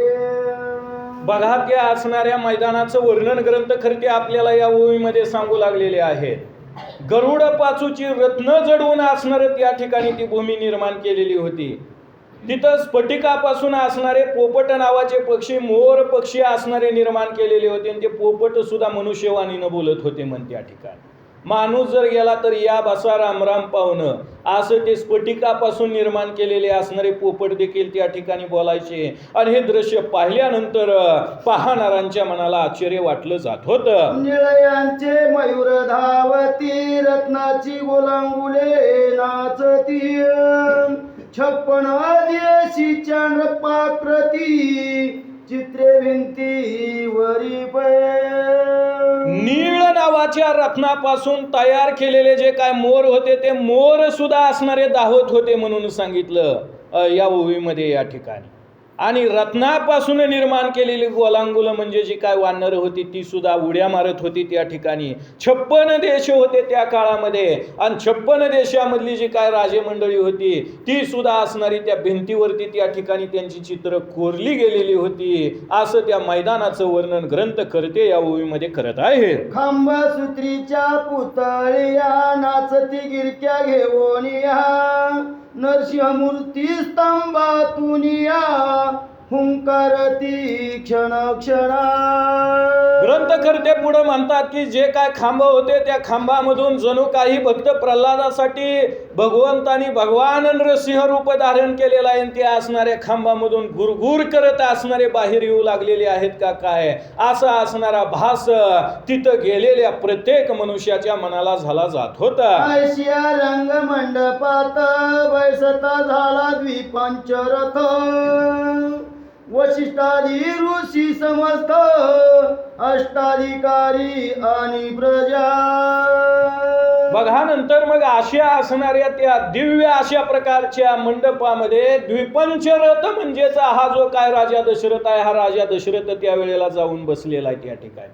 वशिष्ठ ऋषींचं देखील त्यावेळेला आगमन झालेलं आहे कारण सूर्यवंशाचे कुलगुरू आहेत वशिष्ठ ऋषी आणि म्हणून करता त्यांचं हे आगमन त्यावेळेला त्या ठिकाणी झालं आणि सर्वांच्या मनाला आनंद वाटू लागलेला आहे. मंडप जाळी वाटे तत्वता पाती कौशल्यादी माता श्रीरामे विद्या साधिल्या समजता देखावया असता सकळांची. बघा त्यावेळेला काय झालेलं आहे मंडपाच्या जाळीमधून असणार कौशल्या माता आहे, कैकेयी आहे, सुमित्रा वगैरे आहे किंवा इतर ज्या काय स्त्रिया होत्या त्या असणाऱ्या कुठून पाहू लागल्या मंडपाच्या जाळीमधून पाहू लागल्या म्हण त्या ठिकाणी. प्रत्यक्ष समोर येऊन पाहण्याचा अधिकार किंवा असणारे ते स्वातंत्र्य त्या काळामधल्या स्त्रीला नव्हतं श्रोत्यांनो त्या ठिकाणी. कारण आज जरी आपल्या देशाला स्वातंत्र्य मिळालेलं असलं तरी स्वातंत्र्याचा वापर हा स्वैराचारासाठी झाला जातोय असं म्हणायला काय हरकत नाही या ठिकाणी. परंतु चूल आणि मूल याच्या पलीकडे स्वातंत्र्य त्या काळामधल्या स्त्रीला नसल्या कारणानं त्या मंडपाच्या जाळीमधून प्रभू रामचंद्रांनी कशा पद्धतीनं विद्या साध्य केलेले आहेत याचं कौतुक पाहण्यासाठी सिद्ध झालेले आहे. जैसा नक्षत्र माझी अत्री सुता तैसा सभेशी राजा दशरथ इंद्राजवळी बृहस्पती बुद्धिमंत तैसा वशिष्ठ बैसला. ग्रंथकर्त्यांनी वर्णन करून सांगितलं या ओळीमध्ये, जसं 33 कोटी देवाचा राजा इंद्र आणि त्या इंद्र देवाच्या जवळ असणारं देवगुरु बृहस्पतीनं बसावं, तसं राजा दशरथाच्या जवळ हे असणारे सद्गुरु वशिष्ठ ऋषी बसले गेलेले आहे. रंग मंडपा पुढे दोघे जण श्रीराम आणि लक्ष्मण पाचूबंद अंगणी येऊन उभे ठाकले ते धवा. बघा, त्या रंगमंडपामध्ये प्रभू रामचंद्र आणि लक्ष्मण त्या वेळेला येऊन उभा राहिलेले आहेत. पाचूबंद असणारी फरशी आहे म्हणले त्या मैदानामध्ये त्या ठिकाणी, आणि अशा पद्धतीच्या त्या मैदानावरती राम लक्ष्मणाचं आगमन झालेलं आहे. जैसा जैसे शशानी चंड किरण की अपर्णावराणी रमा रमण की मेरू मांदार स्वरूपे धरून उभे ठाकरे रणांगणी. ग्रंथकर्त्यांनी राम लक्ष्मणाचं वर्णन केलं या ओळीमध्ये या ठिकाणी, की जसं एक चंद्र असावा आणि दुसरा सूर्य असावा म्हणले, एक भगवान विष्णू असावे आणि दुसरे भगवान शंकर असावे, त्याच पद्धतीनं राम लक्ष्मणाचं स्वरूप आहे आणि ते दोघेही त्या मैदानामध्ये विराजमान झालेले आहेत. साक्षात शेष नारायण अवतार पुरुष दोघे जण अनंत जन्मीचे तपाचरण दशरथाचे फळ आले. साक्षात शेष नारायण म्हणून सांगितलं. साक्षात शेष आणि नारायणाचा अवतार म्हणजेच राम लक्ष्मण आहेत या ठिकाणी. अनंत जन्मामध्ये केलेलं जे काय तपाचं पुण्य आहे ना, ते राजा दशरथाचं फळाला आलंय म्हणले या ठिकाणी. कसं काय फळाला आलंय त्याचं कारण आहे, देवाचा बाप होण्याचं भाग्य राजा दशरथाला प्राप्त झालं त्या ठिकाणी. कारण अशी सात्विक संतती ज्या वेळेला कुळामध्ये जन्माला येते ना, त्यावेळेला देवाच्या मनाला आणि माणसाच्या मनाला आनंद वाटतो, याच्यामध्ये नवल नाही. कुळी कन्यापुत्र होती जे सात्विक तयांचा हरिक वाटे देवा. देवाला, स्वर्गामधल्या देवाला सुद्धा आनंद वाटतो, सामान्य माणसाला आनंद होईल ती काय नवलाची गोष्ट नाही श्रोत्यांनो त्या ठिकाणी. कारण अशा सात्विक संततीला जन्माला घालावं, की एक तर तो हनुमंतरायासारखा थोर भक्त असावा, नाहीतर छत्रपती शिवाजी महाराजांसारखा शूर असावा त्या ठिकाणी. नाहीतर अतिरेकी मुलाला जन्माला घालण्यामध्ये त्या मुलाच्या आईबापाची सुद्धा गेल्याशिवाय राहत नाही. परंतु राजा दशरथाचं पुण्य या ठिकाणी फळाला आलेलं आहे. मागील जन्मामध्ये केलेलं तप त्या ठिकाणी फळाला आलेलं आहे, आणि म्हणून करता राम लक्ष्मण राजा दशरथाच्या पोटी जन्म पावलेले आहेत. कोटी कंदर्प लावण्य खाणी तेजासी उन्हा वासर मणी की अनंत विजू पिळणी रामरूप होतीले. कोटी कोटी मदन म्हणजे जगामधला अप्रतिम अशा प्रकारचा असणारा पुरुष आहे. त्याच्या एवढा असणारा सुंदर कोण नाही मदन आहे एवढा त्या ठिकाणी. पण असं जी काय कोटी कोटी मदन आहेत ना, उचलावं, रामाच्या असणाऱ्या देहावरून ओवाळावं आणि कुठं तर सांदाडीला फेकून द्यावं, एवढा प्रभू रामचंद्र असणारा सुकुमार आहे, सुंदर अशा प्रकारचा आहे. देव किती सुंदर आहे. राजस सुकुमार मदनाचा पुतळा, रवी शशिकाळा लोपलिया, कस्तुरी मळवट चंदनाची उटीन रुळे माळकंठी वैजयंती, हे असणारे देवाचं अप्रतिम स्वरूप आहे. ग्रंथ करते वर्णन करत आहे. लावण्यामृत सागर अजानुबाहू श्री रघुवीर गुरानी पितयासी नमस्कार करोनी शस्त्रे वंदिनी. बघा, ग्रंथ करते या ओळीमध्ये म्हणू लागले की अजानुबाहू श्रीरामचंद्र म्हणून सांगितलं. अजानुबाहू हे अवतारी महापुरुषाचं एक लक्षण आहे त्या ठिकाणी. अजानुबाहू कशाला म्हणायचं, उभा राहिल्याच्या नंतर गुडघ्याच्या खाली हात येतात, त्याला अजानुबाहू म्हणावं. आणि प्रभू रामचंद्रामध्ये ते लक्षण आहे. आणि असा प्रभू रामचंद्र उभा राहिला. पहिला नमस्कार केला सद्गुरू वशिष्ठांना त्या ठिकाणी. सद्गुरू वशिष्ठांना असणारा त्यावेळेला नमस्कार केला. आणि दुसरा नमस्कार केला राजा दशरथाला, म्हणजे स्वतःच्या वडिलांना नमस्कार केला त्या ठिकाणी. कारण आई वडिलापेक्षा सुद्धा गुरु श्रेष्ठ म्हणून सांगितलं. कारण आई वडील जन्माला घालू शकतात, पण उद्धार मात्र सद्गुरूच करू शकतात. आणि म्हणून करता पहिला नमस्कार सद्गुरू वशिष्ठांना प्रभू रामचंद्र आणि लक्ष्मणानं घातलेला आहे. नाना वहनी आरोढोनी रघुपती दाविधाच्या आघाद रीती रथ फिरवी नानावती विस्मित पाहती जन सर्व. बघा, त्यावेळेला असणारं आपण प्राप्त केलेली जी काय कला आहे, जे काय कौशल्य आहे, त्यावेळेला प्रभू रामचंद्र आणि लक्ष्मण दाखवू लागले. रथामध्ये त्यावेळेला आरूढ झालेले आहेत. रथ कसा चालवायचा, रथ जलद गतीनं असणारा त्या ठिकाणी कसा पळवायचा, हे पहिलं कौशल्य प्रभू रामचंद्र आणि लक्ष्मण त्यावेळेला दाखवू लागलेले आहेत. मग दावी कुंजरा यान फेरी सवेची तुरंगारूढा होय झड करी रथ चमक दावी नाना परी आलात चक्र जैसे का. आलात चक्र जैसे का ग्रंथकर्त्यांनी त्यावेळेला सांगितलं गेलं. रथामध्ये कसं स्वार व्हायचं, रथ कसा जलद गतीनं पळवायचा, हे कौशल्य दाखवलं. नंतर हत्तीवरती आरूढ कसं व्हायचं, किंवा असणाऱ्या हत्तीवर बसून झाल्याच्या नंतर यानामध्ये बसून आकाशामध्ये कसं भ्रमण करायचं, ही देखील असणारी प्राप्त झालेली कला प्रभू रामचंद्र आणि लक्ष्मण दाखवू लागलेले आहे. युद्ध अस्त्र युद्ध शस्त्र रीती नानाविध मल्लमेश कुंजर युद्ध व्याघ्र सिंह युद्ध गती. ग्रंथकर्त्यांनी पुढे सांगितलं गेलं, वाघ सिंहाबरोबर असणारी झुंज कशी द्यायची, हे देखील लाघव त्यावेळेला प्रभू रामचंद्र आणि लक्ष्मणानं दाखवलं. त्या ठिकाणी पुढे सांगितलं गेलं, युद्ध करत असताना समोरच्या योद्ध्यानं कुठलं अस्त्र टाकलंय आपल्यावर, आणि त्या अस्त्राचा प्रतिकार करण्यासाठी, ते अस्त्र परतवून लावण्यासाठी त्याच्यावर प्रतिअस्त्र म्हणून काय टाकायचं, हे देखील असणारं युद्धामधलं लाघव प्रभू रामचंद्र आणि लक्ष्मण दाखवू लागलेले आहेत. वृषभ नक्र युद्ध जलमंडल युद्ध विषद अंतरिक्ष भूमी गदा प्रसिद्ध सकळ कला युद्ध लाविले.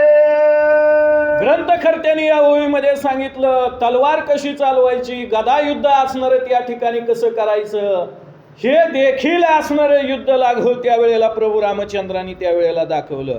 जेवढे काय असणारे युद्धाचे प्रकार आहेत, मल्लविद्या म्हणजेच जी काय कुस्ती आहे, याचं देखील असणारं त्यावेळेला झलक प्रभू रामचंद्रांनी त्या मैदानामध्ये सर्वांना दाखवलेली आहे. शक्ती पाशुपत तो अमरा शूल परिगा लहुडी चक्र कंदुकी बिंडी माळा वज्र दावी रघुवीर गती यांची. ग्रंथकर्त्यांनी सांगितलं गेलं, मुदगल नावाचं शस्त्र आहे, पाश आहे, आशिलता म्हणजे तलवार आहे, परशांकुश म्हणजेच फरशी कुऱ्हाड आहे, कुंत म्हणजेच असणारी सरळ असणारी त्या ठिकाणी तलवार आहे, ही सुद्धा कशी चालवायची त्याचं देखील लाघव प्रभू रामचंद्र त्या मैदानामध्ये दाखवू लागलेले आहे.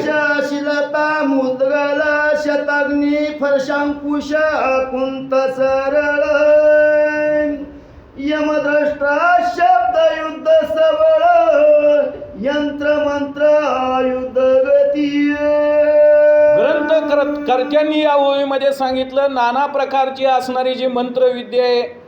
नंतर मग पुढे सांगितलं गेलं, अनेक प्रकारची जी काय युद्धगती ही प्रभू रामचंद्राने त्यावेळेला दाखवली. राजा दशरथ आणि वशिष्ठ ऋषींनी हे सर्व प्रभू रामचंद्राचं लाघव पाहिलं आणि त्यांच्या मनाला आनंद वाटू लागलेला आहे. झाकोनी सोडी बाणा पुढे पाय मागे भेदी जाण दळ सिंधू परात टाक गमन राजीव नयना दावी तसे.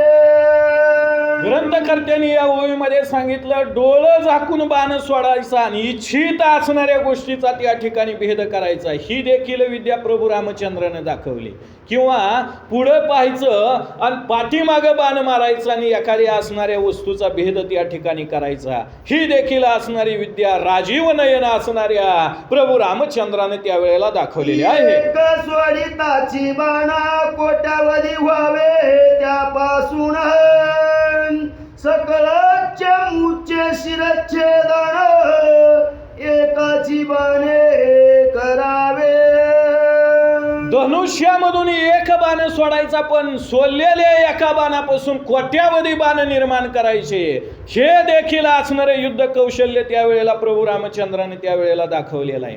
असंख्य सैन्य दळाचा नाश कशा रीतीनं करायचा आणि एकाच असणाऱ्या बाणानं अनेक वीराचा शिरच्छेद कसा करायचा, ही देखील असणारे कौशल्य प्रभू रामचंद्राने त्या मैदानामध्ये दाखवलेलं आहे. आग्न्यास्त्र पर्जन्यास्त्र वात पर्वतानी वज्र माया ब्रह्म माहेश्वर भूतास्त्र भैरवास्त्र ग्रंथकर्त्यांनी अस्त्राची नावं सांगितली या ओळीमध्ये. पर्जन्यास्त्र आहे, अग्निअस्त्र आहे, वाऱ्याचं अस्त्र आहे, वज्रास्त्र आहे, पर्वताचं अस्त्र आहे, माया अस्त्र नावाचं अस्त्र आहे, ब्रह्मास्त्र आहे, माहेश्वर नावाचं अस्त्र आहे, भूतास्त्र नावाचं अस्त्र आहे, भैरवास्त्र नावाचं अस्त्र आहे. ही सुद्धा अस्त्र कशी चालवायची हे देखील प्रभू रामचंद्रांनी प्रात्यक्षिक दाखवलेलं आहे. सर्पानी गरुडास्त्र कामवैरागे तारकासुर पापनाम गंधर्वास्त्र दावी रघुवीर अस्त्रेही. बघा, काम नावाचं अस्त्र आहे, वैराग्य नावाचं अस्त्र आहे, तारकासुर नावाचं अस्त्र आहे, सापाचं अस्त्र आहे, गरुडाचं अस्त्र आहे. अस्त्र अनेक प्रकारचे आहेत, परंतु पुढला योद्धा आपल्यावर कोणतं अस्त्र टाकतोय त्याचं निवारण करण्यासाठी योग्य ते अस्त्र टाकावं लागतं. आणि ती अस्त्र कोणत्या वेळेला कोणत्या अस्त्राचं प्रयोजन करायचं ही सर्व असणारी कला प्रभू रामचंद्रानं दाखवलेली आहे. ब्रह्मा शिरो विश्वजिता या अस्त्रगतीला वीर रघुनाथ तैसे करी सुमित्रा सुत मान दशरथ डोलवी. ब्रह्मास्त्र नावाचं अस्त्र आहे, विश्वजित नावाचं असणारं अस्त्र आहे त्या ठिकाणी. ही देखील अस्त्राचं सामर्थ्य प्रभू रामचंद्राने त्यावेळेला प्रगट केलं.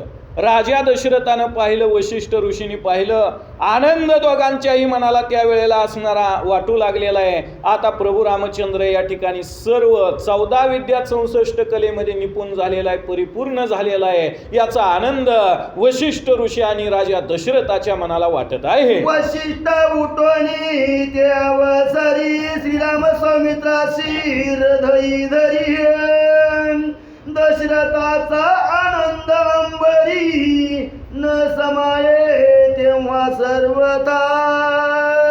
वशिष्ठ ऋषींच्या मनाला त्यावेळेला आनंद झाला, उठून उभा राहिले.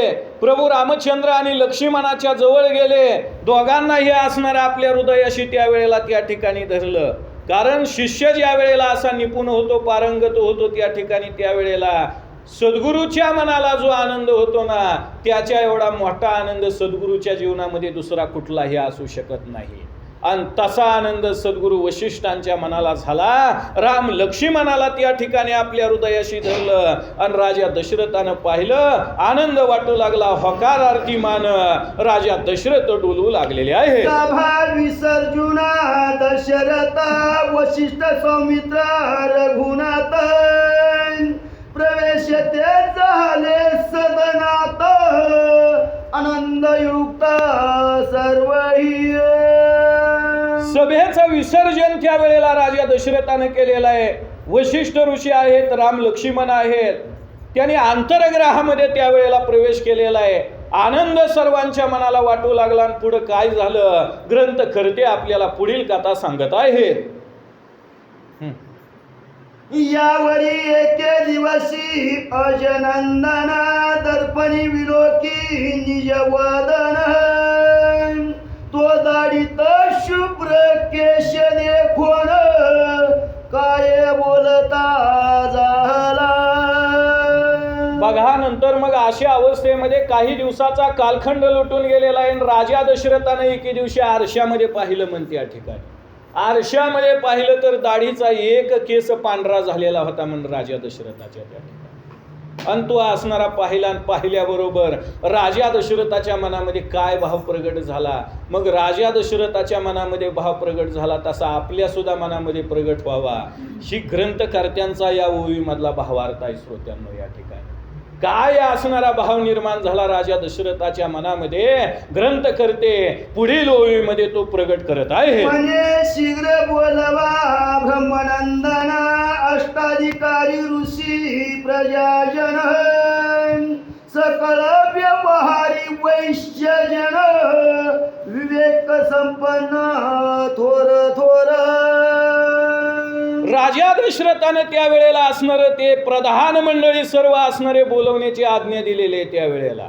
कारण आता आपण चौथ्या आश्रमामध्ये गेलेलो आहोत. आता सर्व राज्यकारभार असणारा प्रभू रामचंद्राच्या स्वाधीन करायचा आहे. कारण पूर्वीचा नियम होता 25 वर्ष ब्रह्मचर्य आश्रम पालन करायचं, 25 वर्ष ग्रस्ताश्रमी जीवन जगायचं, 25 वर्ष वानप्रस्थी जीवन जगायचं आणि राहिलेली 25 वर्ष संन्यास आश्रमामध्ये व्यतीत करायची त्या ठिकाणी.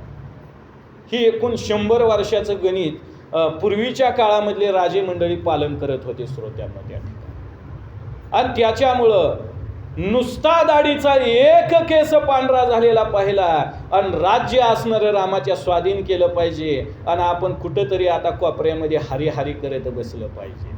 हे विचार राजा दशरथानं केलेला आहे त्या ठिकाणी. कारण असं जर आपण या भयान कलियुगामध्ये वागत असू ना तरच मग ती आई बाप या कलियुगामध्ये सुखी आहे असं म्हणायला काय हरकत नाही.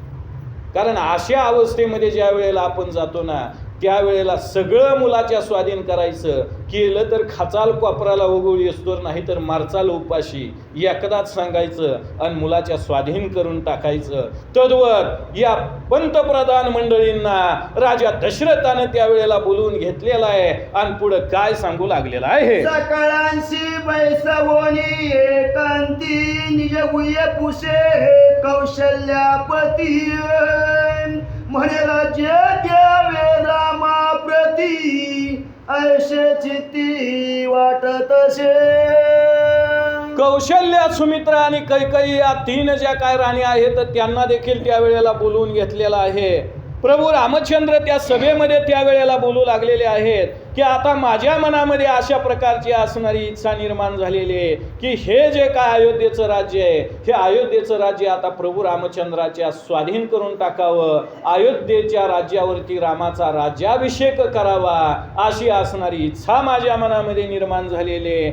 असं ज्या वेळेला ऐकलं प्रजावासी अयोध्येमधल्या लोकांनी धन्य धन्य राजा दशरथा असं म्हणून त्यावेळेला अयोध्येमधली लोक राजा दशरथाला धन्यता देऊ लागलेली आहे. राज्याशी योग्य रघुनायक जो गुण समुद्र प्रतापार्क जो धीर वीर उदार देख लावण्य सागर श्रीराम.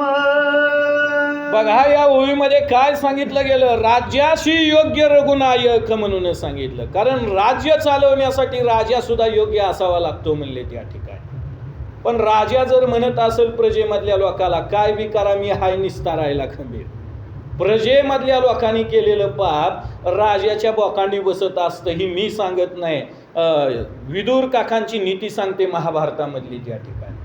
म्हणून करता आईत खाऊ माणसं, व्याभिचार करणारी माणसं जी काय गावामध्ये असतात किंवा ज्या नगरामध्ये असतात ना त्यांना वेळेतच गावच्या राजानं शिक्षा केली पाहिजे हे शास्त्र सांगतं. आणि त्या काळामधले राजे हे निष्प्रह न्याय देणारे होते. म्हणून करता निसर्ग सुद्धा वेळेवर असणारा त्या ठिकाणी सृष्टीचं चक्र चालवत होता श्रोत्यांना त्या ठिकाणी. पण कलियुगामध्ये ती परिस्थिती राहिली नाही. म्हणून या कलियुगाच्यामुळे झाले धर्माचे वाटोळे ही परिस्थिती या कलियुगामध्ये निर्माण झालेली आहे. परंतु या ओळीमध्ये सांगितलं राज्य चालवण्यासाठी राम असणारा योग्य आहे म्हणले या ठिकाणी. कारण त्या काळामध्ये राजाची निवड करण्याचा अधिकार हा प्रजेमधल्या लोकाला होता त्या ठिकाणी. आज स्वरूप बदलल्या कारणानं नालायक माणसं सुद्धा राज्यावर येऊन बसतात आणि सत्तेचा गैरवापर करतात. ही फार मोठी शोकांतिका या कलियुगामधली श्रोत्यांनो या ठिकाणी. परंतु या ओळीमध्ये सांगितलं, अयोध्यावासी लोकांच्या मनाला वाटू लागलं अयोध्येचं राज्य चालवावं तर रामानं चालवावं, रामच असणारा योग्य आहे असं त्यावेळेला अयोध्येमधली लोक राजा दशरथापुढे बोलू लागलेले आहे. अनंत जन्मीच्या तपाचे फळ तुहा श्रीरामा तमाल निळ, राज्य द्यावे होत काळ सुमुहूर्त वेळ पाहोनिया. बघा, अनंत जन्मीच्या तपाचे फळ म्हणून सांगितलं गेलं, कारण अनंत जन्मामध्ये केलेलं काय तर सुकृत असावं लागल. त्यावेळेलाच असणारं देवाचा बाप होण्याचं भाग्य राजा दशरथाला त्या ठिकाणी प्राप्त झालेलं आहे.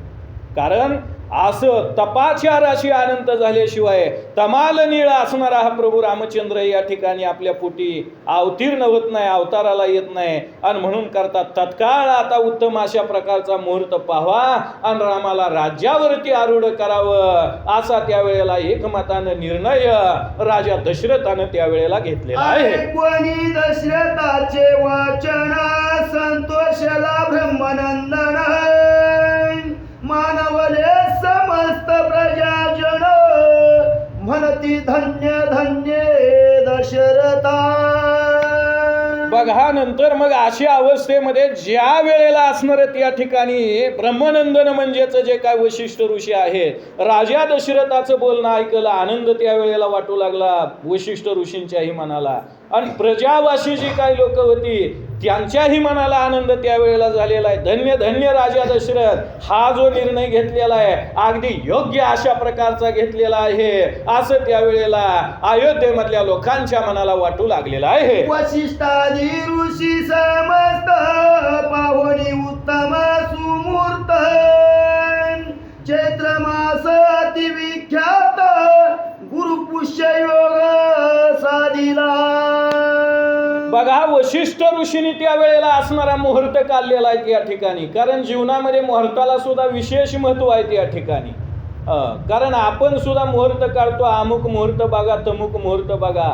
जन्माला येताना कोण मुहूर्तावर जन्माला येत नाही, जाताना बी कोण मुहूर्तावर जात नाही. पण आयुष्यामध्ये मात्र मुहूर्त शोधत बसल्याशिवाय आपण राहत नाव त्या ठिकाणी.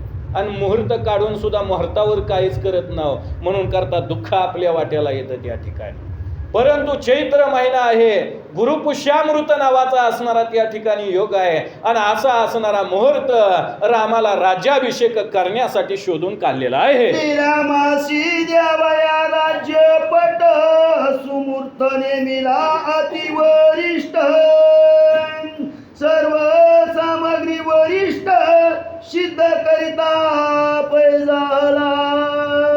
बघा, या ओळीमध्ये काय सांगितलं, प्रभू रामचंद्राला राज्याभिषेक करायचा आहे, सुमुहूर्त असणारा त्यावेळेला नेमला गेलेला आहे. सर्व राज्याभिषेकाची सामुग्री वशिष्ठ ऋषींनी त्यावेळेला सिद्ध केलेली आहे. श्वेतवर्णा चौदंती गज, क्षीरवर्णा निला होय राज, छत्र चामरे तेज पुंज, मृगांक वर्ण साजिरी.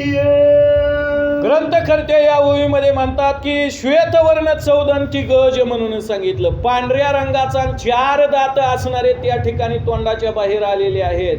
असा असणारा हत्ती वगैरे त्यावेळेला त्या ठिकाणी आणलेला आहे. पांढऱ्या रंगाचा असणारा घोडा वगैरे आणलेला आहे. पांढऱ्या रंगाचा असणारं छत्र वगैरे त्या ठिकाणी आहे. आणि इत्यादी असणारी सामुग्री राज्याभिषेक रामाला करायचा म्हणून करता त्यावेळेला गोळा केलेली आहे. पंचे पल्लव सप्तम रतिका परिकर, चतु समुद्रीचे आणले निरहन, दिव्य सिंहासन पवित्र नूतन छत्र निर्मिले. बघा, नंतर मग असणारं 5 पवित्र वनस्पतीची फांद्या वगैरे आणलेली आहेत त्यावेळेला. आणि पुढं ग्रंथकर्त्यांनी या ठिकाणी सांगितलं गेलं पंचपल्लव वगैरे त्यावेळेला आणले. 7 तीर्थक्षेत्राच्या ठिकाणची असणारी माती वगैरे त्यावेळेला आणलेली आहे. 4 समुद्राचं पाणी वगैरे त्यावेळेला आणलेलं आहे. सोन्याचं असणारं त्या ठिकाणी सिंहासन वगैरे तयार करून घेतलेलं आहे. अशी अवस्था त्यावेळेला राज्याभिषेकासाठी केलेली आहे. दिव्य मंडप निर्मूळ तेथे मांडिले सिंहासन जपाशी घातले दिव्य ब्राह्मण वेदो नारायण साक्षात. दिव्य अशा प्रकारचा मंडप त्यावेळेला निर्माण केलेला आहे. तिथं सिंहासन वगैरे मांडलेलं आहे. जप करण्यासाठी असणारे ब्राह्मण वगैरे बसवलेले आहेत. जणू काही ते ब्राह्मण म्हणजे प्रत्यक्षात वेदो नारायणच आहेत का काय, अशी असणारी ब्राह्मण मंडळी त्यावेळेला बसवलेली आहे. 56 देशीचे राजेश्वर 96 कुळीचे राजकुमार ते झाले समग्र अपार करभार घेऊन या.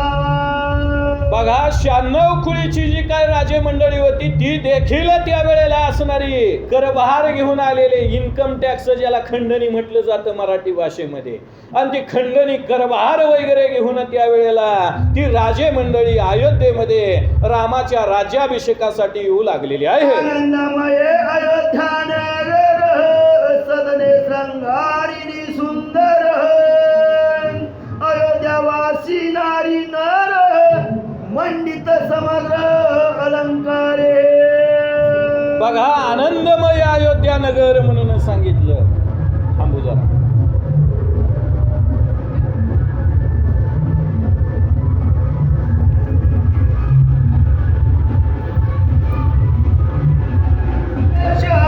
वरी झळकती रत्नजडित कळस उन्यानी ती उडू गणास रजनी माझी स्वतेजे. ग्रंथकर्ते या ठिकाणी रामराज्याभिषेकाची तयारी कशा रीतीनं अयोध्येमध्ये संपन्न होऊ लागली याचं वर्णन करू लागलेले आहेत. त्यावेळेला असणारं काय केलेलं आहे, अयोध्येमधल्या लोकांनी आपल्या घरापुढं असणारे सडे वगैरे टाकलेले आहेत, रांगोळी वगैरे काढलेले आहेत.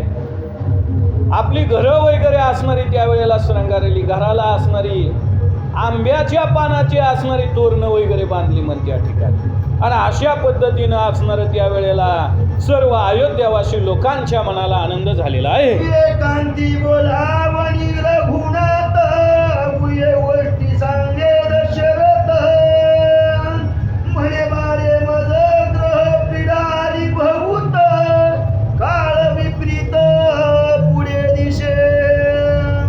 बघा एकांतामध्ये त्यावेळेला प्रभू रामचंद्राला राजा दशरथाने त्यावेळेला बोलवलेला आहे. आणि राजा दशरथ त्यावेळेला प्रभू रामचंद्राला सांगू लागले की रामा, पुढं असणारा बिकट आणि विपरीत अशा प्रकारचा काळ मला दिसू लागलेला आहे. माझा जो काय असणारा देह आहे आता या ठिकाणी क्षीण होऊन गेलेला आहे. माझं शरीर आता या वेळेला या ठिकाणी साथ देत नाही रामा, असं त्यावेळेला प्रभू रामचंद्राला राजा दशरथ सांगू लागलेले आहे. अष्टमस्थानी क्षणेश्वर निश्चिती वाष्टस्थानी दान बृहस्पती बारे मद मृत्यू चिन्हे जाणवती वैशरघुपती शासनी. बघा राजा दशरथ त्यावेळेला रामाला बोलू लागले की माझ्या राशीला 8वा असणारा शनी आलेला आहे म्हणले. या ठिकाणी 8वा शनी आलेला आहे. पुढे सांगितलं गेलं 10वा असणारा या ठिकाणी गुरु नावाचा ग्रह आलेला आहे. आणि अशी अवस्था ज्या वेळेला होत असते ना त्यावेळेला हे मरणाचं लक्षण असतं त्या ठिकाणी. मग आता माझ्या या देहाला या ठिकाणी मरण प्राप्त होतं का काय, असंच माझ्या मनाला वाटू लागलेलं आहे रामा. व हे असणारे राजा दशरथ त्यावेळेला प्रभू रामचंद्राला बोलत आहे. रामा तुझी मज वाटे खंती मज टाकोनिया रघुपती दुरिदाशील निश्चिती ह्याची चित्ती वाटत असे. बघा नंतर मग राजा दशरथ पुढे रामाला म्हणू लागले रामा, माझ्या मनाला चिंता वाटत आहे. काय चिंता वाटत आहे माझ्या मनाला, की तू माझ्यापासून दूर जाणार आहे मला टाकून, अशी चिन्ह मला या ठिकाणी जाणवू लागलेली आहेत रामा, असं त्यावेळेला प्रभू रामचंद्राला राजा दशरथ एकांतामध्ये घेऊन बोलू लागलेले आहे.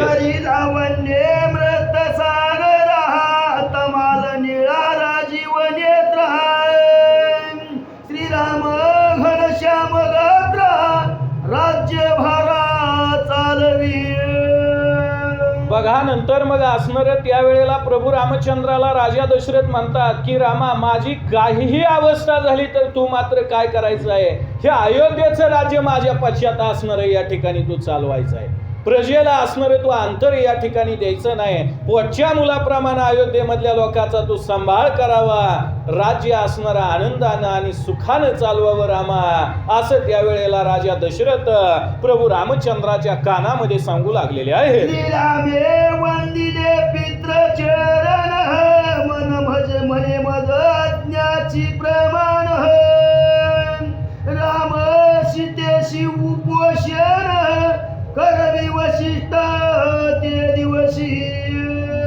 बघा नंतर मग अशा अवस्थेमध्ये त्यावेळेला काय झालेलं आहे, प्रभू रामचंद्र आणि सीतेला उपवास करायला लावलेला आहे त्यावेळेला वशिष्ठ ऋषींनी. कारण राज्याभिषेक संपन्न होणार आहे. राज्याभिषेक जोपर्यंत राज्याभिषेकाचा विधी होत नाही तोपर्यंत प्रभू रामचंद्र आणि सीतेनं उपवास करायचा आहे. आणि म्हणून करता उपवास करायला त्यावेळेला वशिष्ठ ऋषींनी राम आणि सीतेला लावलेला आहे. रघुनाथ हाती दाने, अपार कर विधी ब्रह्मनंदने. राम जानकी दोघे जणे, कुशासनी पौडविली. बघा नंतर मग अनेक प्रकारची दानं त्यावेळेला राम आणि सीतेच्या हातून त्यावेळेला वशिष्ठांनी करायला लावली त्या ठिकाणी. आणि कुशाचं म्हणजे दर्भाचं जे आसन असतं ना, त्या आसनावरती प्रभू रामचंद्र आणि सीतेला त्यावेळेला शयन करायला लावलेलं आहे. पुराण पुरुष ब्रह्म परब्रह्म, तया ऋषी करवी होम. आहुती घाली पुरुषोत्तम, दृष्टांत उत्तम ऐका दे. पुराण पुरुष असणारा मेघश्याम म्हणजेच हा प्रभू रामचंद्र आहे. आणि अशा प्रभू रामचंद्राच्या हातून होम करून घेऊ लागले त्यावेळेला कोण, वशिष्ठ ऋषी. आता इथं दृष्टांत काय देऊ म्हणले ग्रंथ करते मी या ठिकाणी, पण काही का व्हायना पण दृष्टांत देऊन ऐकणाऱ्या श्रोत्यांच्या मनाचं समाधान करण्यासाठी मी एक या ठिकाणी दृष्टांत देतो. तो सावध चित्तानं ऐका, ग्रंथ करते श्रोते मंडळींना सांगत आहे. चकोराचे मुखी अमृतधार, वर्षे जैसा रोहिणीवर.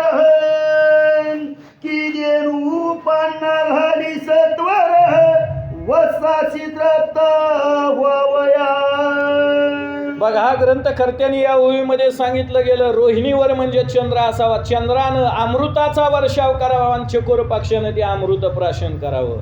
गायीनं पाना घालावा आणि वासराला असणार त्या ठिकाणी तृप्त करावं. त्याच पद्धतीनं प्रभू रामचंद्र त्या होमामध्ये, त्या यज्ञामध्ये आहुती त्यावेळेला टाकू लागलेली आहे. बाळकाची मुखात, माता स्तनपाने करी तृप्त. की जलद बिंदू टाकी अकस्मात, चातक मुखी कृपेने. ग्रंथकर्त्यांनी या ओळीमध्ये सांगितलं, बालकाला आईनं असणारे स्तनपान करावं, किंवा ज्याला चातक म्हटलं जातं त्या ठिकाणी आपण पावशा म्हणतो त्याला ग्रामीण भाषेमध्ये. तहान लागल्याच्या नंतर तो पावशा काय करतो, ओरडतो म्हणले त्या ठिकाणी. कारण पावशाचं वैशिष्ट्य आहे, तो विहिरीमधलं तळ्यामधलं पाणी पित नाही, पावसाचे थेंब झेलतो ना आपल्या तहानेची तृप्ती करतो. हा चातक अर्थातच पावशा त्या ठिकाणी. त्याला तहान लागावी आणि त्या पावशानं ओरडावून मेघानं काय करावं, एक थेंब असणारा त्या पावशाच्या मुखामध्ये घालावा. त्याच पद्धतीनं प्रभू रामचंद्र त्या यज्ञामध्ये आहुती टाकू लागलेले आहे. अवदाने राम टाकीत, धुम्रे नेत्र झाले आरक्त. यज्ञ नारायण झाला तृप्त, राघव हस्ते करोनिया. बघा नंतर मग असणारी अवस्था त्या वेळेला कशी झालेली आहे त्या ठिकाणी, तर प्रभू रामचंद्रांनी ज्या वेळेला असणार त्या ठिकाणी अशा पद्धतीनं असणार त्या ठिकाणी हे सर्व यज्ञामध्ये आहुती वगैरे असणारी त्या ठिकाणी टाकली.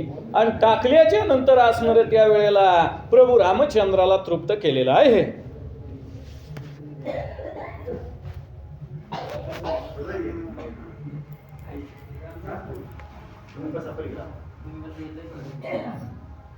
बसताव का बर.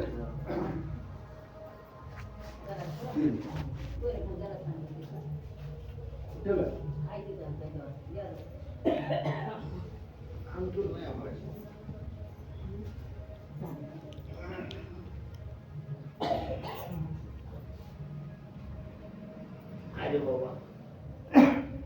गणेशाय नमः. जैसे गौतमी आणि भागीरथी तैसे कौशल्या ध्रुमे नेत्र झाले. अरे जैसे गौतमी आणि भागीरथी तैसे कौशल्या आणि सुमित्रा सती विप्रियांते दाने अपार देती अनंत चित्ते न समाये.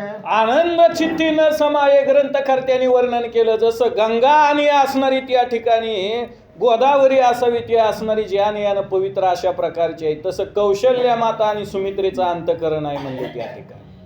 कारण मृदू सबाह्य नवनीतन तैसे सज्जनाचे चित्त. सज्जन माणसाचं अंतकरण हे लोण्यापेक्षा सुद्धा मऊ असतं. तद्वत कौशल्य आणि सुमित्रा आहे त्या ठिकाणी. आणि ब्राह्मण मंडळीला अगणित अशा प्रकारचा दानधर्म कौशल्य आणि सुमित्रा माता करू लागलेले आहेत. दशरथा सेविनवे लक्ष्मणा मे श्रीमाम सेवा करिना ऐकोने संतोष अंजनंदन कुरवाळे वदन सुमित्राचे. नंतर मग अशा अवस्थेमध्ये राजा दशरथाला त्यावेळेला लक्ष्मण म्हणू लागलेला आहे, मी प्रभू रामचंद्राची अखंड असणारी सेवा करीन. राजा दशरथाने त्यावेळेला ऐकलं, मनाला आनंद वाटू लागला. थोरल्या बंधूची सेवा करण्याचा विचार धाकटा बंधू जर करत असेल तर आई वडिलाच्या मनाला सुद्धा आनंद वाटल्याशिवाय राहत नाही. आणि तीच अवस्था त्यावेळेला झाली. राजा दशरथाने त्यावेळेला काय केलेलं आहे, लक्ष्मणाचं मुख त्यावेळेला कुरवाळायला चालू केलं. अयोध्या नगर वेष्टोनी जाण उतरल्या राजे यांच्या प्रतना कोण करे तया शिगणना पाहता नयना भुलवणे. अयोध्येमध्ये अनेक असणारी राजे मंडळी आपल्या सैन्य दळासहित आलेली होती आणि त्यांचं सैन्य असणारं त्यावेळेला अयोध्येच्या पटांगणामध्ये उतरलं गेलं. किती सैन्य आलं होतं, कोण करीता याची गणना म्हणून ग्रंथकर्त्यांनी सांगितलं. तिथं मोजायला काय रिकाम होतं काय म्हणले कोणत्या ठिकाणी किती सैन्य कोणत्या राजानं आणले त्याचं मोजमापच करता येणार नाही. एवढं असणारं सैन्य त्यावेळेला अयोध्येमध्ये प्रत्येक राजाचं जाऊन पोचलेलं आहे. श्रीराम पैसे राज्यपती तो 16 वया द्रष्टे सकळ सुरवराच्या कोट विमानारूढ पाहते. बघा आता प्रभू रामचंद्र अयोध्येचा राजा झाला जाणार आहे याचा आनंद 33 कोटी देवाच्या मनाला वाटू लागला. विमानामध्ये बसले ना आकाशामध्ये अंतरिक्षामध्ये त्यावेळेला स्थिर झाले म्हण त्या ठिकाणी. आता राम राजा होणार, राम राजा होणार. पण एका दृष्टीने देवाला बी बघवना गेलं म्हण त्या ठिकाणी. जसं आपल्याला दुसऱ्याचं मोठेपण बघवत नाही तसं 33 कोटी देवाला सुद्धा बघवना गेलं म्हण त्या ठिकाणी. कारण राम जर राज्यावर बसला तर असा अजून किती हजार वर्षापर्यंत रावणाच्या बंदीखान्यामध्ये पडून राहावं लागेल आपल्याला.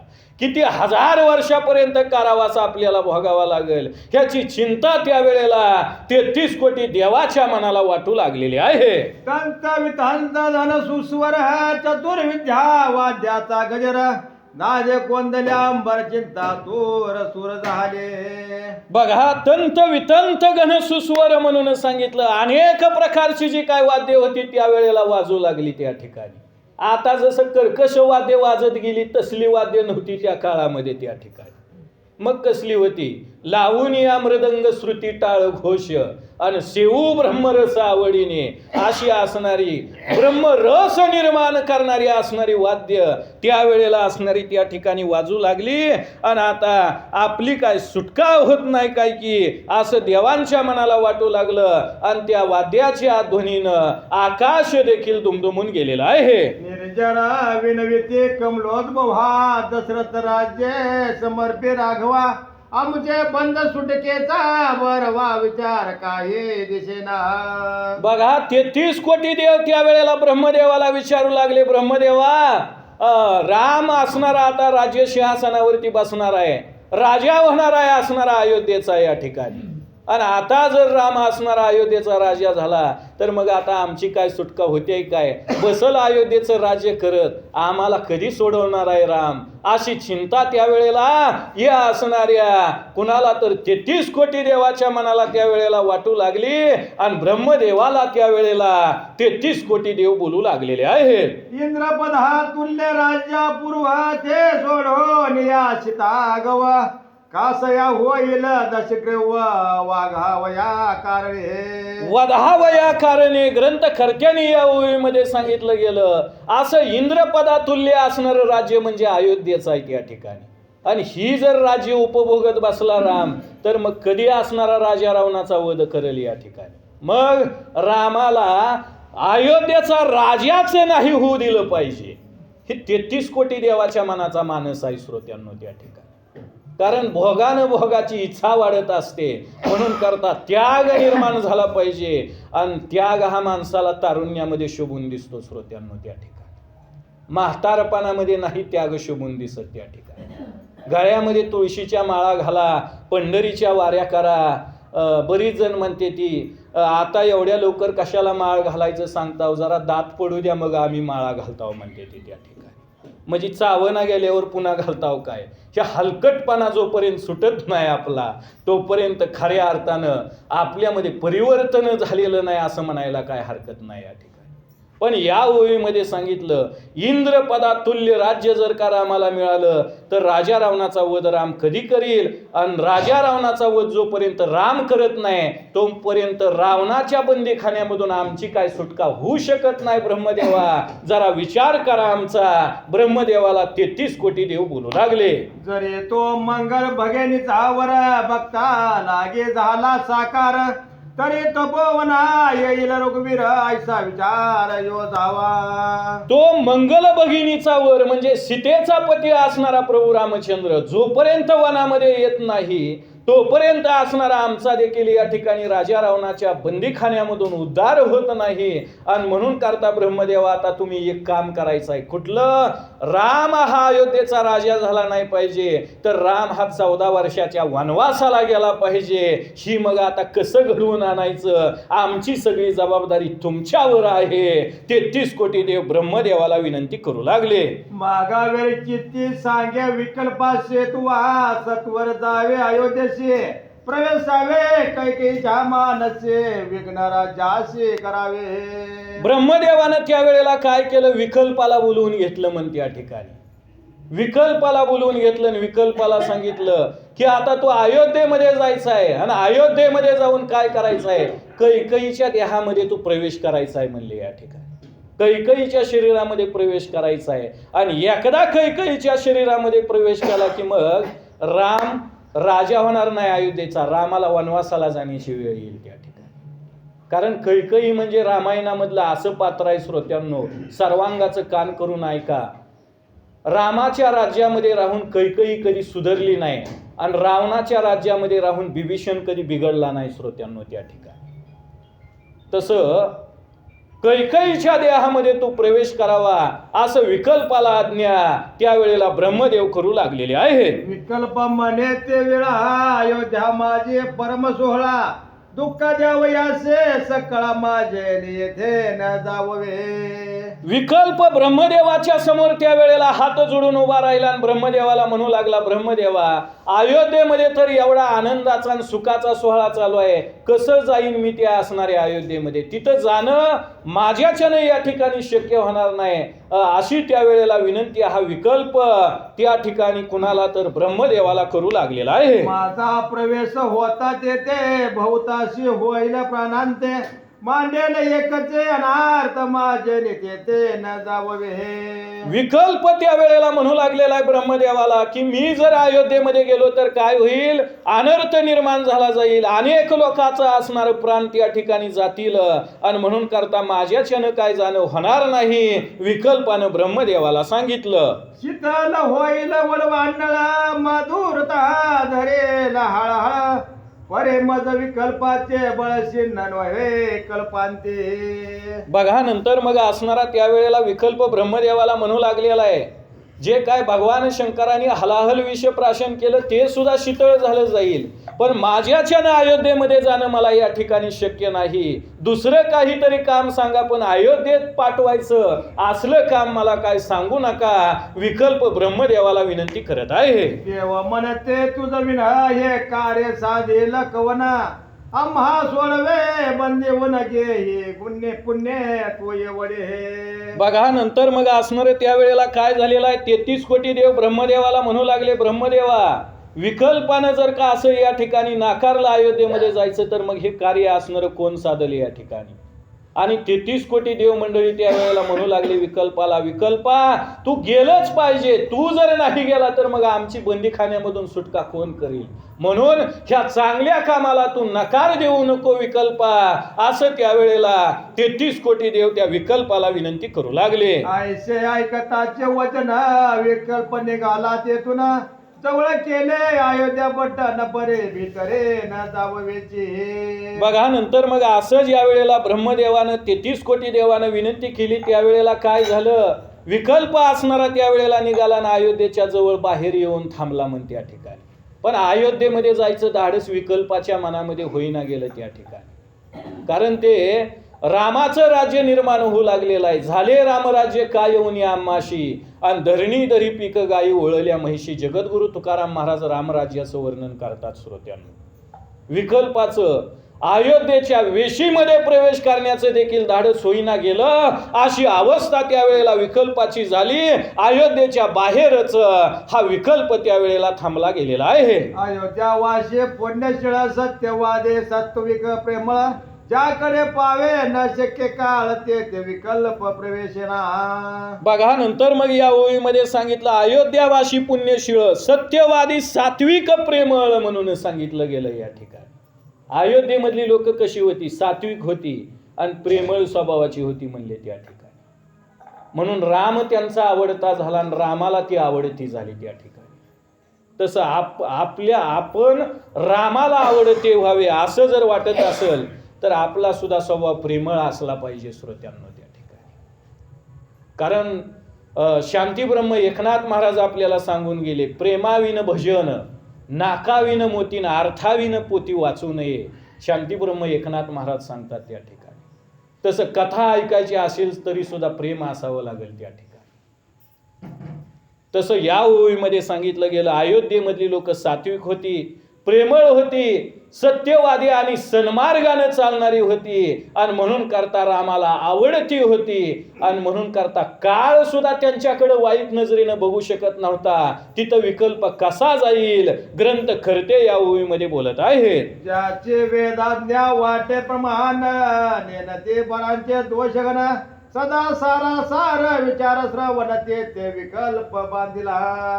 बघा ग्रंथ खरत्याने या ओळीमध्ये सांगितलं गेलं की ती अयोध्येमधली लोक कशी होती, सात्विक होती, सज्जन होती, प्रेमळ मनाची असणारी त्या ठिकाणी होती, आणि त्याच्यामुळे विकल्पाचं धाडस होईना गेलं. कसं जावं त्या अयोध्येमध्ये एवढ्या चांगल्या माणसाच्या संगतीमध्ये त्या ठिकाणी, असं विकल्पाच्या मनाला त्यावेळेला वाटू लागलं, आणि विकल्प असणारा अयोध्येच्या बाहेर थांबला गेलेला आहे. जे निशिमा गुरु भक्त जे माता पित्याशी भजत जे अनन्य ब्रह्मानाचे वंदित ते विकल्प बांधिना. तेथे विकल्प बाधिना म्हणून सांगितलं गेलं, बांधिना नाही बाधिना असं सांगितलं या ओळीमध्ये या ठिकाणी. विकल्प कुणाच्या देहामध्ये प्रवेश करत नाही. ग्रंथकर्त्यांनी या ठिकाणी लक्षणं सांगितली गेली. जो असणारा आई वडिलांची असणारा अनन्य भावानं सेवा करतोय, ब्राह्मण पाहिल्याच्या नंतर दोन्ही हात जोडून नमस्कार करतोय ना, अशा माणसाला विकल्पाची बाधा अजिबात होऊ शकत नाही. ग्रंथ खरते या ओळीमध्ये वर्णन करत आहे. सदा आवडे हरे भजन श्रवण मनन हरे कीर्तन, परधर्मेच्या समान ते विकल्प बांधिना. ते विकल्प बाधिना ग्रंथकर्त्यांनी सांगितलं गेलं. कारण तिथं अनुस्वार नाही, पण तुम्ही अनुस्वार दिला. अनुस्वार नसलाच पाहिजे त्या ठिकाणी. बांधिना आणि बाधिना जमीन आसमानाचा फरक पडतो त्या ठिकाणी. कारण चिता चिंता समायुक्ता बिंदू मात्रेन विशेषता, सजीव दहते चिता निर्जीव दहते चिंता म्हणून सांगितलं. सजीव माणसाला जी जाळते तिचं नाव आहे चिंता, आणि मरण पावलेल्या माणसाला जाळते तिचं नाव आहे चिता त्या ठिकाणी. फक्त अनुस्वाराचाच फरक. कारण मराठी भाषा वाटते तेवढी सोपी नाही श्रोत्यांनो त्या ठिकाणी. तसं या ओवीमध्ये सांगितलं गेलं की जो असणारा नेहमी करता हरिभजन करतोय, श्रवण भक्ती करतोय, मनन करतोय, कीर्तन वगैरे ऐकतोय, दुसऱ्याचं धन ज्याला काळी कसपाटाप्रमाणे वाटतंय म्हणले त्या ठिकाणी. कारण दुसऱ्याचं धन ही काळी कसपाटाप्रमाणे वाटावं आपल्याला त्या ठिकाणी. असा ज्यांचा भाव झाला, परस्त्री ज्याला आईप्रमाणे वाटली जाते ना, त्या माणसाच्या शरीरामध्ये विकल्प कधीच प्रवेश करू शकत नाही. ग्रंथ करते या ओवीमध्ये आपल्याला सांगत आहे. दया उपजे देखता दिन अंध पुंगो व्रतदशिन त्याशी पाववे वस्त्र अन्न ते विकल्प बांधिना. ते विकल्प बांधिना ग्रंथ करते या ओवीमध्ये आपल्याला सांगतात की एखादा आंधळ आहे म्हणले, पांगळा आहे त्या ठिकाणी, किंवा 4 पायाचा पशु आहे आणि अशा प्राण्याला दुःख झालेलं आहे, हे पाहिल्याच्या नंतर पाहणाऱ्याच्या मनामध्ये असणारं काय होतं, दुःख वाटलं जातं आणि ते दुःख निवारण करण्याचा प्रयत्न करतो म्हणले सज्जन माणूस त्या ठिकाणी. उदाहरण द्यायचं झालं आपल्याला तर एकच उदाहरण देता येईल. काशीहून गंगाजलाची कावड आणलेली होती त्या ठिकाणी, आणि काशीहून आणलेलं गंगाजल तडफडत असलेलं गाढव दिसलं आणि त्या गाढवाच्या मुखामध्ये सोडलं. कुणी? शांतीब्रह्म एकनाथ महाराजांनी श्रोत्यांनो त्या ठिकाणी, आणि त्या गाढवाचं प्राण वाचवलं. मग गाढवामधला देव जर एकनाथ महाराजांना दिसत असेल, पक्षी राखत असताना, धान्याची राखण करत असताना पक्ष्यामधला देव जर जगद्गुरु तुकाराम महाराजांना दिसत असेल, भोजन करत असताना कुत्र्यानं भाकरी ताटामधली उचलून नेली, नामदेव महाराजांना कुत्र्यामध्ये जर देव दिसत असेल, तर आपल्याला माणसातला का दिसू नये? आणि माणसातला जर दिसत नसेल तर दगडातला कुण्या जन्मामध्ये दिसेल आपल्याला? केलाय का कधी मनामध्ये विचार या ठिकाणी? नाही केला विचार. कारण माणसातला देव डावलतावून दगडाच्या देवाची 10-10 तास पूजा करताव. आपल्यासारखे मूर्ख आपणच आहोत असं म्हणायला काही या ठिकाणी हरकत नाही. परंतु या ओवीमध्ये सांगितलं, या चांगल्या गोष्टीचं जो पालन करतोय ना, त्याला विकल्पाची बाधा अजिबात होत नाही.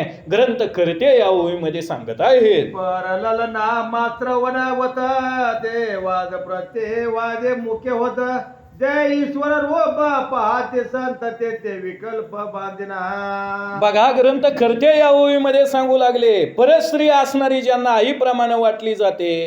दुसरं या ओवीमध्ये सांगितलं गेलं की ज्या वेळेला सज्जन माणूस असणारा आपल्या डोळ्यासमोर येतो, त्यावेळेला हा सामान्य माणूस नाही तर हा ईश्वराचं रूप आहे. असा भाव ज्याच्या मनाचा झालेला आहे, चराचरामध्ये ज्याला सगळीकडं देवच भरून उरलेला आहे असा भाव झाला, त्याला सुद्धा विकल्प बाधा करू शकत नाही. ग्रंथ करते या ओवीमध्ये सांगत आहे. सर्वाभूते एकर गुणात ऐसे जयाशे पूर्ण प्रचित प्रपंचे सर्व वर्ततः विरक्त ते विकल्प बांधिना. ते विकल्प बांधिना. ग्रंथ करते या ओवीमध्ये सांगतात की प्रपंचामध्ये असणारा एखादा मनुष्य असणारा त्या ठिकाणी काय झालेला आहे, पूर्णपणे असणारा समरस झालेला आहे, पण प्रपंच करून सुद्धा विरक्त आहे म्हणले त्या ठिकाणी. आणि प्रपंचामध्ये विरक्तच असावं माणसानं श्रोत्यांनो. ही माझा स्वानुभव सांगतो मी तुम्हाला या ठिकाणी. कारण सगळं ओवीमधलं ग्रंथामधलं नसतं सांगायचं सांगणारानं, स्वतःचा अनुभव सुद्धा सांगायचा असतो. कशासाठी? ऐकणाऱ्या श्रोत्यांना अनुभव सुद्धा महत्वाचा आहे त्या ठिकाणी. कारण जास्त ग्रंथामधलं पुराणामधलं सांगत बसलं की ऐकणारी श्रोत्याची एक दिवस म्हणते ती ठेवा पुराणामधली वांगी पुराणामध्ये गुंडाळून त्या ठिकाणी. म्हणून नुसतं पुराणातली वांगी नाही सांगणार मी तुम्हाला या ठिकाणी, अनुभव सुद्धा सांगितला पाहिजे. प्रपंचामध्ये असावं, पण प्रपंचामध्ये अडकू नये माणसानं त्या ठिकाणी. नाव पाण्यामध्ये असावी का पाणी नावेमध्ये असावं? नाव पाण्यामध्ये असावी का पाणी नावेमध्ये असावं? नाव पाण्यामध्ये असावी, पाणी नावेमध्ये नसावं. पाणी जर नावेमध्ये असलं तर नाव बुडल्याशिवाय राहत नाही. तसं आपण प्रपंचामध्ये असावं का प्रपंच आपल्यामध्ये असावा? ह्याचा सुद्धा जरा गांभीर्याने विचार केला पाहिजे. तसं या ओळीमध्ये सांगितलं, प्रपंचामध्ये राहून ज्याची विरक्त अवस्था आहे अशा माणसाला सुद्धा असणारा विकल्प बाधा करू शकत नाही. ग्रंथकर्ते उदाहरण देऊन आपल्याला सांगत आहे. ब्रह्मानंदी पूर्ण झाले जे आपण विसरले ते विकल्पाचे बळन चले कल्पाती हे सर्वथा. बघा, ग्रंथकर्ते या ओळीमध्ये म्हणतात की असं असणारं विकल्पाचं जे काय बळ आहे हे असणारं कुठं चालत नाही म्हणले त्या ठिकाणी. सज्जन माणसाच्या असणाऱ्या देहामध्ये विकल्प असणारा त्या ठिकाणी प्रवेश करू शकत नाही. आणि म्हणून करता ते अयोध्येमधली लोक एवढी सज्जन आहे, ती सात्विक अशा प्रकारची आहे ती. मग ते अयोध्येमध्ये असणारा मी आता या ठिकाणी कसं काय जाऊ, विकल्प ब्रह्मदेवाला विनंती करू लागलेला आहे. असो पुण्यवंत अद्याचे जन त्यासी विकल्प पळे देखता दुरून प्रवेश वाया अद्योप्तन सामर्थ्य नवे सहसासी. बघा, अयोध्येची लोक जी काय आहेत ती कशी आहेत, पुण्यवंत अशा प्रकारची असणारी अयोध्येची लोक आहेत या ठिकाणी. आणि म्हणून करता अशा पुण्यवंत लोकांच्या गावामध्ये प्रवेश करणं माझ्याच्याने या ठिकाणी शक्य नाही, मी जाऊ शकणार नाही, असं विकल्प त्यावेळेला ब्रह्मदेवाला बोलू लागलेला आहे. तो कैकईची दासी मंतरा तो पूर्वी द्वेषी रघुवीरा परम पापीनी सीतावरा सर्वदायी निधीत. बघा, या ओळीमध्ये ग्रंथकर्त्यांनी सांगितलं त्यावेळेला काय झालेलं आहे, कैकईची दासी आहे, तिचं नाव आहे मंथरा त्या ठिकाणी. आणि ती मंथरा असणारी काय करायची, नेहमी करता रामाचा द्वेष करायची म्हण त्या ठिकाणी. आता राम म्हणजे प्रत्यक्ष भगवान विष्णूचा अवतार आहे. अयोध्येमध्ये राजा दशरथाच्या पोटी अवतार घेतलाय, पण मंथरेला काय करणार आहे, राम म्हणजे काय सामान्य आहे का श्रेष्ठ आहे त्या ठिकाणी. आणि ती नेहमी करता रामाचा द्वेष करायची, बरं बघत नव्हती रामाला, सारखं असणारं रामाची निंदा करायची. मग अशी असणारी मंतरा रामाचा द्वेष करत होती. पुढं काय झालं ग्रंथकर्ते आपल्याला सांगत आहेत. प्रातः काळे अल्योधार सजेसी असता रामचंद्र झाडीता बळेची केर रामवरी घालीत. रामावरी घालीत. ग्रंथकर्त्यांनी या ओळीमध्ये सांगितलं, प्रभू रामचंद्र ज्या वेळेला असणारे सकाळी झोपेमधून उठायचे आणि अंगणामध्ये ज्या वेळेला असणारे उभा राहायचे किंवा असणाऱ्या अंथुरणामध्ये त्या ठिकाणी बसायचे, त्यावेळेला काय करायची ही मंतरा, झाडून काढायची. झाडून काढलेला जो काय केर होता असा रामाच्या अंगावर ढकलून द्यायची म्हण त्या ठिकाणी. जसं आपण शेजा पाजाऱ्याच्या घरासमोर लोटताव खेळ, तद्वत असणारं त्या ठिकाणी ही जी काय मंतर आहे ही मंतरा असणारी त्यावेळेला काय करायची, रामाच्या अंगावरती असणारी धूळ त्या ठिकाणी लोटायची. अशी अवस्था त्यावेळेला ही मंथरा त्या ठिकाणी रामाची करू लागलेली आहे. तो अंगावरी येता कर केर दैवहत होईल व्रजगर म्हणून ते दासी अपवित्र रामावरी रज उडवी. रामावरी रज उडवी. प्रभू रामचंद्राच्या मनामध्ये क्रोध निर्माण व्हावा, प्रभू रामचंद्राचं दैव असणारं या ठिकाणी काय व्हावं तर भ्रष्ट व्हावं, असा दुष्ट विचार त्या असणाऱ्या मंथरेच्या मनामध्ये होता त्या ठिकाणी. आणि म्हणून करता आवर्जून झाडून काढायची आणि केर प्रभू रामचंद्राच्या अंगावरती त्या ठिकाणी लोटत होती. प्रत्यही ऐसेची करीत देखता वरी येता केर दैवहत होईल व्रजगर नाही रोधावला जनक जामात माने तो कजा कुब्जा होई यथार्थ कुरुकु वक्र सर्वांगी. अशा अवस्थेमध्ये त्यावेळेला प्रभू रामचंद्राच्या अंगावरती केर या मंथरा नावाच्या दासीनं त्यावेळेला लोटलेला आहे. आणि असं अनेक दिवसापर्यंत ज्या वेळेला रामाच्या अंगावर केर लुटू लागली, रामाच्या मनामध्ये एक दिवस क्रोध निर्माण झाला त्या मंथरेबद्दल. त्या ठिकाणी राग आला, कारण सहनशीलतेला सुद्धा मर्यादा असते श्रोत्यांनो. सामान्य माणसाचा संयम सुटेल याच्यामध्ये नवल नाही, जगाच्या मालकाचा सुद्धा संयम सुटला त्या वेळेला त्या ठिकाणी. आणि प्रभू रामचंद्रांनी त्यावेळेला असणारा शाप दिला, तू कुरूप होशील, 8 ठिकाणी वाकडं होईल तुझं असणारं शरीर, असा त्यावेळेला शाप त्या मंथरेला प्रभू रामचंद्रांनी दिलेला आहे. मग ते लागी श्रीराम पायी मने रागवा मज शाब्दी मग जगनंद कंद ते समयी काय बोलता झाला. बघा, नंतर मग अशा अवस्थेमध्ये तुला 8 ठिकाणी वाकडं व्हावं लागेल, शरीर 8 ठिकाणी असणार, वाकडं झाल्याशिवाय राहणार नाही असा शाप ज्या वेळेला रामानं त्या मंथरेला दिला, त्यावेळेला ती रामाला शरण आली. रामाचं पाय धरलं त्या असणाऱ्या मंथरेनं त्यावेळेला त्या ठिकाणी, मला उशाप दे रामा, माझ्याकडून अपराध झाला, माझ्याकडून चूक झाली, परंतु आता चूक मी माझी मान्य केलेली, मला उशाप द्यावा अशी विनंती त्यावेळेला ती मंथरा प्रभू रामचंद्राला करू लागलेली आहे. मने पुढील अवतारी पूर्ण कंस वधार्थ मथुरे येईन, विकल्प सत्वर आला तेथे जो, मधली ओवी राहिली एक. तेव्हा तुझ उदरीन दिव्य करीन रूप तुझे. बघा, हा प्रभू रामचंद्राने त्यावेळेला उशाप दिलेला आहे त्या मंथरेला. काय उशाप दिला त्यावेळेला, की आता जरी मी तुला शाप दिलेला असला तरी देखील ज्या वेळेला मी राम अवतार संपल्यानंतर कृष्ण अवतार धारण करणार आहे आणि कृष्ण अवतारामध्ये कंसाचा वध करण्यासाठी मथुरेला जाणार आहे, त्यावेळेला तू मार्गामध्ये भेट होणार आहे तुझी आणि माझी, त्यावेळेला मी तुझा उद्धार करीन, त्यावेळेला तुझं शरीर दिव्य अशा प्रकारचं करीन, असा उशाप त्यावेळेला प्रभू रामचंद्रांनी त्या मंथरेला देऊन टाकलेला आहे. असो अद्य दे बाहेर दूर पुष्प वाटिका परम सुंदर, सदा सफळ तुरवर विकल्प सत्वर आला तेथे. बघा, नंतर मग अयोध्येच्या बाहेर असणारी पुष्प वाटिका म्हणजे असणारी बगीचा आहे म्हणले त्या ठिकाणी, आणि त्या बगीचेमध्ये असणारी अनेक फळाफुलांनी बहरलेली झाडं आहेत, आणि त्या असणाऱ्या बगीचेमध्ये त्या पुष्प वाटिकेमध्ये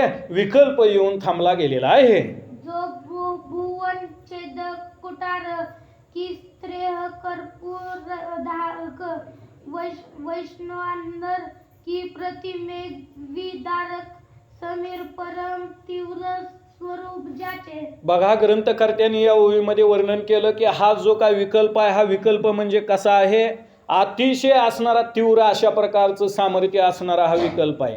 कारण या विकल्पानं जर का आपल्या देहामध्ये प्रवेश केला तर काय परिस्थिती होईल ही काय सांगता येत नाही. कारण मनामध्ये थोडा विचार करा श्रोत्यांनो, की उद्या सकाळी राम सिंहासनावर बसणार होता आणि अयोध्येचा राजा होणार होता, पण विकल्प ज्या वेळेला मंथरेनं कैकईला आलिंगन दिलं त्यावेळेला मंथरेच्या देहामधला विकल्प या मंथरेच्या देहामधून निघाला आणि कैकईच्या देहामध्ये प्रवेश करता झाला. म्हणून कैकईनं पुन्हा असणारं वर मागून घेतलं. एका वरानं रामाला वनवास आणि एका वरानं असणारं त्या ठिकाणी भारताला अयोध्येचं राज्य मिळावं. त्या ठिकाणी सांगायचं तात्पर्य काय, विकल्प जर आपल्या देहामध्ये प्रवेश करता झाला तर मग देवाची जर अशी अवस्था होत असेल तर मग आपली काय अवस्था होईल. या ठिकाणी केलाय का कधी विचार, असा किती वेळा ऐकला रामविजय नावाचा ग्रंथ. परंतु या ओवीमध्ये सांगितलं अशा विकल्पानं त्यावेळेला त्या पुष्प वाटिकेमध्ये येऊन वास्तव्य केलेलं आहे. हा भजने मार्गींचा मांग परम दोषी विष्टा भक्षक काग की द्वेष वारुळांतील भुजंग दूषित विकल्प हा. बघा, ग्रंथकर्त्यांनी या ओवीमध्ये सांगितलं गेलं असा जो काय असणारा विकल्प आहे, हा विकल्प म्हणजे भजनाच्या मार्गामधला असणारा मार्ग अशा प्रकारचा आहे. परम एखादा कावळा असावा विष्ठेचं भक्षण करणारा, तद्वत असणारी या विकल्पाची अवस्था आहे. द्वेषरूपी वारळामधला एखादा साप असावा, तद्वत अवस्था कुणाची आहे, तरी या असणाऱ्या विकल्पाची आहे, असं ग्रंथकर्ते त्या विकल्पाचं वर्णन आपल्याला सांगत आहे. तो मत्सर्वणीचा वृक थोर की निर्दय समुद्रीचा नक्र की परनिंदा जल्प खर विकल्प साचात जाणीजे. बघा, ग्रंथकर्त्यांनी या ओवीमध्ये काय सांगितलं, मत्सररूपी वनामधला लांडगा असावा त्या पद्धतीचा हा विकल्प आहे म्हणून सांगितलं या ओवीमध्ये. पुढे सांगितलं निर्दयरूपी समुद्रामधला नखर म्हणजेच मगर असावी, तद्वत असणारा हा विकल्प आहे. विकल्प मनामध्ये निर्माण झाले की काय होतं, दुसऱ्याची निंदा करण्याची वाईट बुद्धी मनामध्ये निर्माण होते म्हणून सांगितलं. तसं जी दुसऱ्याची निंदा करणारी जी माणसं आहेत ती ना, त्यांच्या सुद्धा देहामध्ये विकल्पानंच प्रवेश केलेला आहे असं म्हणायला काय हरकत नाही. पण निंदा जरी लोकांनी केली तर अवश्य करावी. कारण या नारदाच्या सिंहासनावरून मी रामाच्या पुढे एकच मागणं मागू इच्छितो की निंदा करणाऱ्या माणसाला देवानं, ब्रह्मदेवानं आम्हाला जेवढं काय आयुष्य दिलंय त्याच्यापेक्षा 10-20 वर्षाचं आयुष्य निंदकाला असावं, आमची निंदा करणाऱ्याला त्या ठिकाणी. कारण कुणी निंदा अथवा वंदा आणि परमार्थ करणं झालाय आमचा धंदा, ही रामभक्ताची अवस्था झाली पाहिजे या ठिकाणी. तसं या ओळीमध्ये सांगितलं, ज्याच्या देहामध्ये विकल्पानं प्रवेश केला ती माणूस दुसऱ्याची निंदाच करतो, चांगलं सांगितलेलं त्याच्या पचनी पडत नाही. हा असणारा प्रकार कशामुळं होतो? विकल्प ज्याच्या देहामध्ये प्रविष्ट झालेला आहे त्याच्यामुळं झाला जात असतो. ग्रंथकर्ते या ओळीमध्ये सांगत आहेत. विकल्प न हे तो स्वान धावे भक्तांवरी वसन आनंद रस पात्र उलंडून न लागता क्षण टाकीतो. बघा, ग्रंथकर्त्यांनी या ओळीमध्ये सांगितलं विकल्प नव्हे तो श्वान म्हणून सांगितलं. विकल्प म्हणजे कसा आहे? कुत्र्याप्रमाणे आहे म्हणले त्या ठिकाणी. कुत्र जसं एखाद्या मनुष्याचा पाठलाग त्या कुत्र्यानं करावा तद्वत असणारा हा विकल्प आहे म्हणून सांगितलं. आणि तो काय करतो? भक्तावरी वसवसून आनंद रस पात्र उलंडून, आनंदाचं पात्र भरलेलं असावं आणि ते कुत्र्यानं काय करावं? त्याच्यामध्ये तोंड घालावं आणि ते आनंदानं भरलेलं भांडं पालतं करून टाकावं. तशी अवस्था या विकल्पाची आहे. ग्रंथकर्ते या विकल्पाचा महिमा या ओळीमध्ये आपल्याला सांगत आहेत. असं हिमवर रक्षित विकल्प बैसला असे सुखरूप तवमते ते मंथरा पापरूप पुष्पे नाव या पातली. बघा, अशा अवस्थेमध्ये तो विकल्प त्या बगीचेमध्ये थांबला गेलेला आहे. कुठं थांबला? शिवराच्या झाडामध्ये येऊन त्यानं असणारं वास्तव्य केलं, रहिवास केला. म्हणून करता मंथरा त्यावेळेला तिथं आलेले त्या बगीचेमध्ये कशासाठी? फुलं नेण्यासाठी आली म्हण त्या पुष्पवाटिकेमध्ये. आणि ज्या वेळेला मंथरा आली, फुलं तोडू लागली, त्यावेळेला शिवराच्या झाडावर बसलेला विकल्प आणि त्या विकल्पानं काय केलं? मंथरेच्या देहामध्ये प्रवेश केला त्यावेळेला. म्हणून नारदाच्या सिंहासनावरून सांग नाही, कारण आपल्याला सवय आहे, ऊन पडू लागलेला आहे अतिशय जास्त. उन्हाळ्याच्या दिवसात म्हणा किंवा कधीही आपण सावलीचा आश्रय घेण्यासाठी हिवराच्या झाडाखाली बसतो त्या ठिकाणी. पण हिवराच्या झाडामध्ये विकल्प वास्तव्य करून राहिलेला आहे म्हणून हिवराच्या झाडाखाली कधी आपण बसायचं नाही श्रोत्यांनो. त्या ठिकाणी ज्यांच्या ऐकण्यामध्ये गेले रामायणामध्ये किंवा रामविजय नावाच्या ग्रंथामध्ये, त्यांनी तरी बसलं नाही पाहिजे त्या ठिकाणी. ज्यांना माहीत नाही त्यांनी बसायला काय हरकत नाही. शिरू द्या त्यांच्या देहामध्ये विकल्प किती शिरायचा आहे तितका, परंतु रामभक्ताच्या देहामध्ये मात्र विकल्प येत नाही त्या ठिकाणी. कारण कल्पनेची बाधा न हो कवनी काळी आणि ही संत मंडळी सुखी असो, असं संत शिरोमणी नामदेव महाराजांनी 1200 वर्षापूर्वी मागणं मागून घेतले पांडुरंगाला त्या ठिकाणी. परंतु असणार मंतरेच्या देहामध्ये शिवराच्या झाडावर बसलेल्या विकल्पानं त्यावेळेला प्रवेश केलेला आहे. हिवर छायेसी ते अवसरी मंथरा बैसली क्षणभारी विकल्प प्रवेशला तिच्या अंतरी अत्यंत कुपात्र देखून या. बघा, नंतर मग अशा अवस्थेमध्ये त्यावेळेला काय झालेलं आहे? शिवराच्या झाडाखाली थंडगार सावले असं वाटलं. कुणाला? मंथरेला वाटलं म्हण त्यावेळेला त्या ठिकाणी. आणि मंथरा असणारी त्यावेळेला त्या शिवराच्या झाडाखाली बसली आणि त्या शिवराच्या झाडावरती वास्तव्य करून राहिलेला विकल्प, त्या विकल्पानं काय केलं? लगेचच असणारा मंथरेच्या देहामध्ये प्रवेश केला. मग आता प्रवेश केलाय मंथरेच्या देहामध्ये, पण तोच विकल्प कैकेयीच्या देहामध्ये प्रवेश करणार आहे आणि जे घडायला नको ते घडलं जाणार आहे. हिथून पुढं खरं रामायणच चालू झालं असं म्हणायला काय हरकत नाही या ठिकाणी. म्हणून आता कथेचा रस खरा या अयोध्याकांडामध्ये प्रगट होणार आहे श्रोत्यांनो या ठिकाणी. आणि म्हणून करता सर्वांनी या कथेचा असणारा या ठिकाणी लाभ घ्यायचा आहे. या बालवाचकाचं एकदा जोरदार टाळ्या वाजवून स्वागत करा श्रोत्यांनो. कारण जी काय जुनी वाचक मंडळी झाली आता ती वरचीवर सेवानिवृत्त होणार आहे, ती म्हणून नवी पिढी निर्माण करणं ही सुद्धा काळाची गरज झालेली आहे. कारण जी काय जुनी वाचक आहे ती लय लागले ती भाव खायला, येतो 7:30ला आणि येतो 8 वाजता म्हणून त्या ठिकाणी. त्याच्यामुळं नवीन तरुण पिढी असणारी तयार करायची आहे आपल्याला वाचक प्रवचकाची त्या ठिकाणी. कारण 1 वर्षभरापर्यंत जर का एकाग्र चित्तानं वाचन करत असेल ना एखादा वाचक, तर 2 वर्षामध्ये तो अर्थ सुद्धा सांगू शकतो. ही माझा स्वानुभव आहे श्रोत्यांनो त्या ठिकाणी.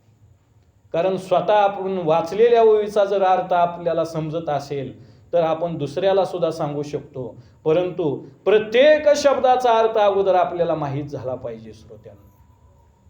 आणि म्हणून करता कौतुक करावं तेवढं असणारं या ठिकाणी कमी आहे. अतिशय उत्तम अशा प्रकारचं असणारं वाचन आहे. कथेचं अनुसंधान इथपर्यंत येऊन पोचलेलं आहे.